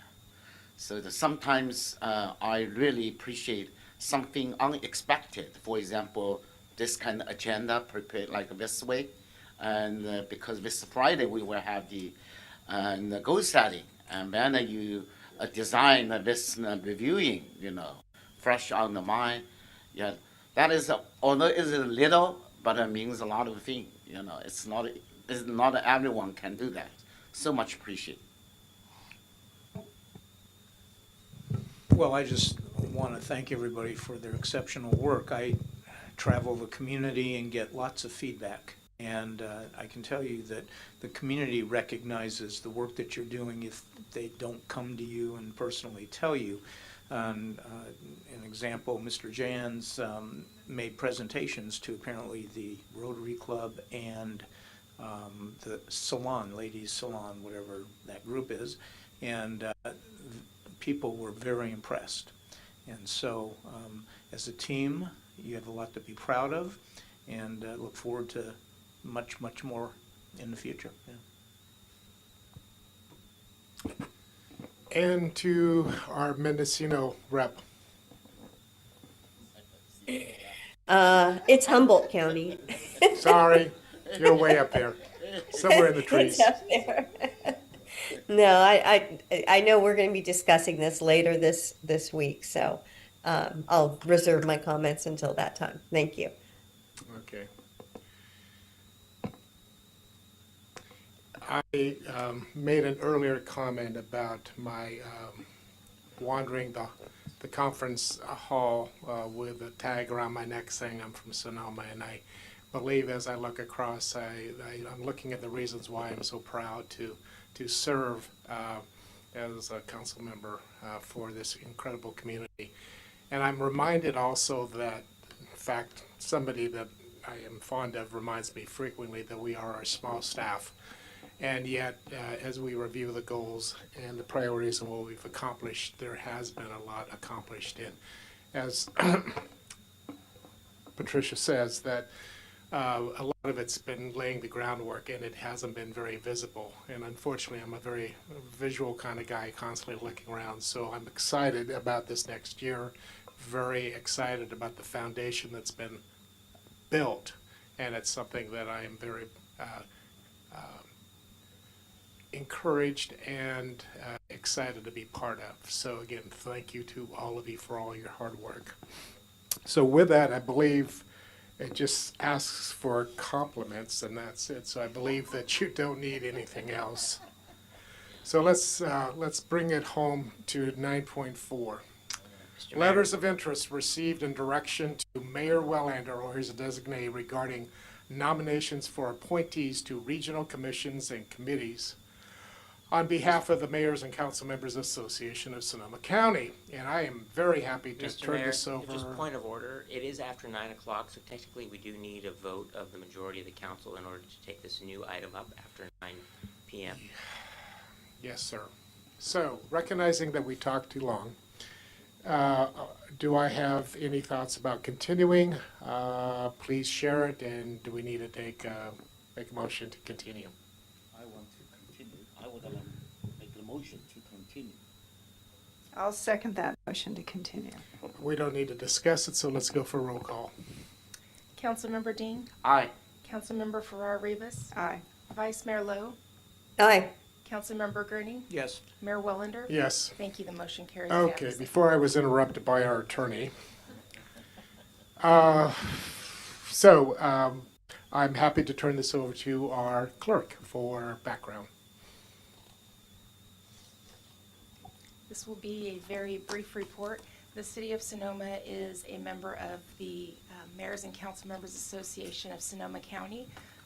The mayors and the council members make up the board of directors of this group, and they make selections and nominations to different regional boards. Tonight, the council is looking at 2 items that will be considered at the next meeting on February 12th, and those are the nomination or a appointment to the Charles M. Schultz Sonoma County Aviation Commission, which has 2 seats available, and they're 4-year terms starting in February. There were 3 letters received for your review. The second is the Child Care Planning Council, and there's 1 seat which is going to fill an expiring term, and it's a 3-year term starting this month, and there were 3 letters also received for that. So at this time, I'll turn it back to the mayor for additional, if you guys have any questions. So I have some thoughts based upon some of the cast of characters that we're talking about, but I would be very open to getting some further thoughts and direction based upon the applications that were submitted. I have the working experience with the Mark and the city and the mayor of the Santa Rosa. Yeah, he's very solid and with a big vision. You know, I will recommend it him. Patricia. Are we just talking about the airport one first, or We're either letting one? it all out. We don't Yeah, care. no, so I certainly would support Mark, especially because I think that commission and where it's located, having someone from Santa Rosa makes a lot of sense. And then also would support Steve Zolman, having been on the Child Care Planning Council, to allow him to continue, to get the nomination so he'd stay on that. And I know I sit on the board, Sonoma Clean Power Board, with him, and just understand just his caring in regards to a variety of communities. So I feel like he would continue to do a very good job. Any thoughts, John? I think I heard 2 names, and I'm good with both of those. We actually have, we're filling 2 seats for the airport. So we, Then I would go with Tanya from Windsor for the Okay. second seat. Very good. My only comment for just continuing discussion is back on the child care planning. I have worked with Steve, and his thoughtfulness, and he's an attorney. I'm sorry, did I say that? He's an attorney. It's good, but I also was struck by what I saw was the real world experience of child care by Samantha Rodriguez, as being somebody that might come and bring a perspective that I believe, which is sometimes referred to as boots on the ground. So I just wanted to throw that out there, not for confusion, but just for thought. Oh, and I'm so sorry. Let me go back up to the Oregon border now. Yes, Sandra. The Oregon border would be one more county. Oh, fine. You keep forgetting there's a county called Del Norte that's just one more up there, right? The home of Pelican Island or City. something is up there, so, Prison. okay. I concur with the recommendations of Mark and Tanya, especially as Windsor is so close to the airport. It's important to have that perspective. I have a question on the Child Care Planning Council. It says that Stephen's term is expiring. So he is asking to be renewed in this position. Am I hearing that correctly? That's my understanding. Right. I always have just a feeling that if somebody is doing a good job and they want to continue, and we should allow them to continue. It's hard to find people who want to stay on things, because it takes a lot of time. And although I really respect and admire Samantha for the contributions that she could bring, I feel like, barring anything that I don't know, I have a hard time telling someone who's been actively serving in something that they shouldn't be there anymore. I mean, there are people who are actively serving in positions I believe that shouldn't be there anymore, but we won't go there. But I don't know that about Mr. Zolman. So I would consider, and I also know, speaking respectfully of Karen, that she is a preschool teacher, works with young kids. So they all have something to bring forward. All of these people, I'm sure, would do an admirable job. But again, my feeling is if somebody's been doing it, they want to continue in it, there's nothing that is speaking out to us to say they shouldn't, we should let them continue and thank them for doing it. And yes, thank you. And my comment on Stephen is I can remember he brought up, even though it was in a different meeting context, he brought up his work with the child care planning, and he spoke with such passion that it really caught my eye and my attention. And I also believe that it probably is somewhat akin to the homeless coalition, where it's complicated and it takes time to make progress, and you just build up momentum, get your sea legs, and you just keep. So I agree, continuity here makes sense. So I believe I have clarity. Now, we need to formalize this, Cindy? Very good. Then, I'm happy to say that with one exception of one very... Is there public? Okay, forgive me. Open it back up for public, and there is no comment there. Let me go to Zoom. Any comment on Zoom? No comment on Zoom. There is no need for a second public comment period, so we're going to skip down to that moment we've been waiting for. Meeting adjourned. All right, that is. Come on, down, boy.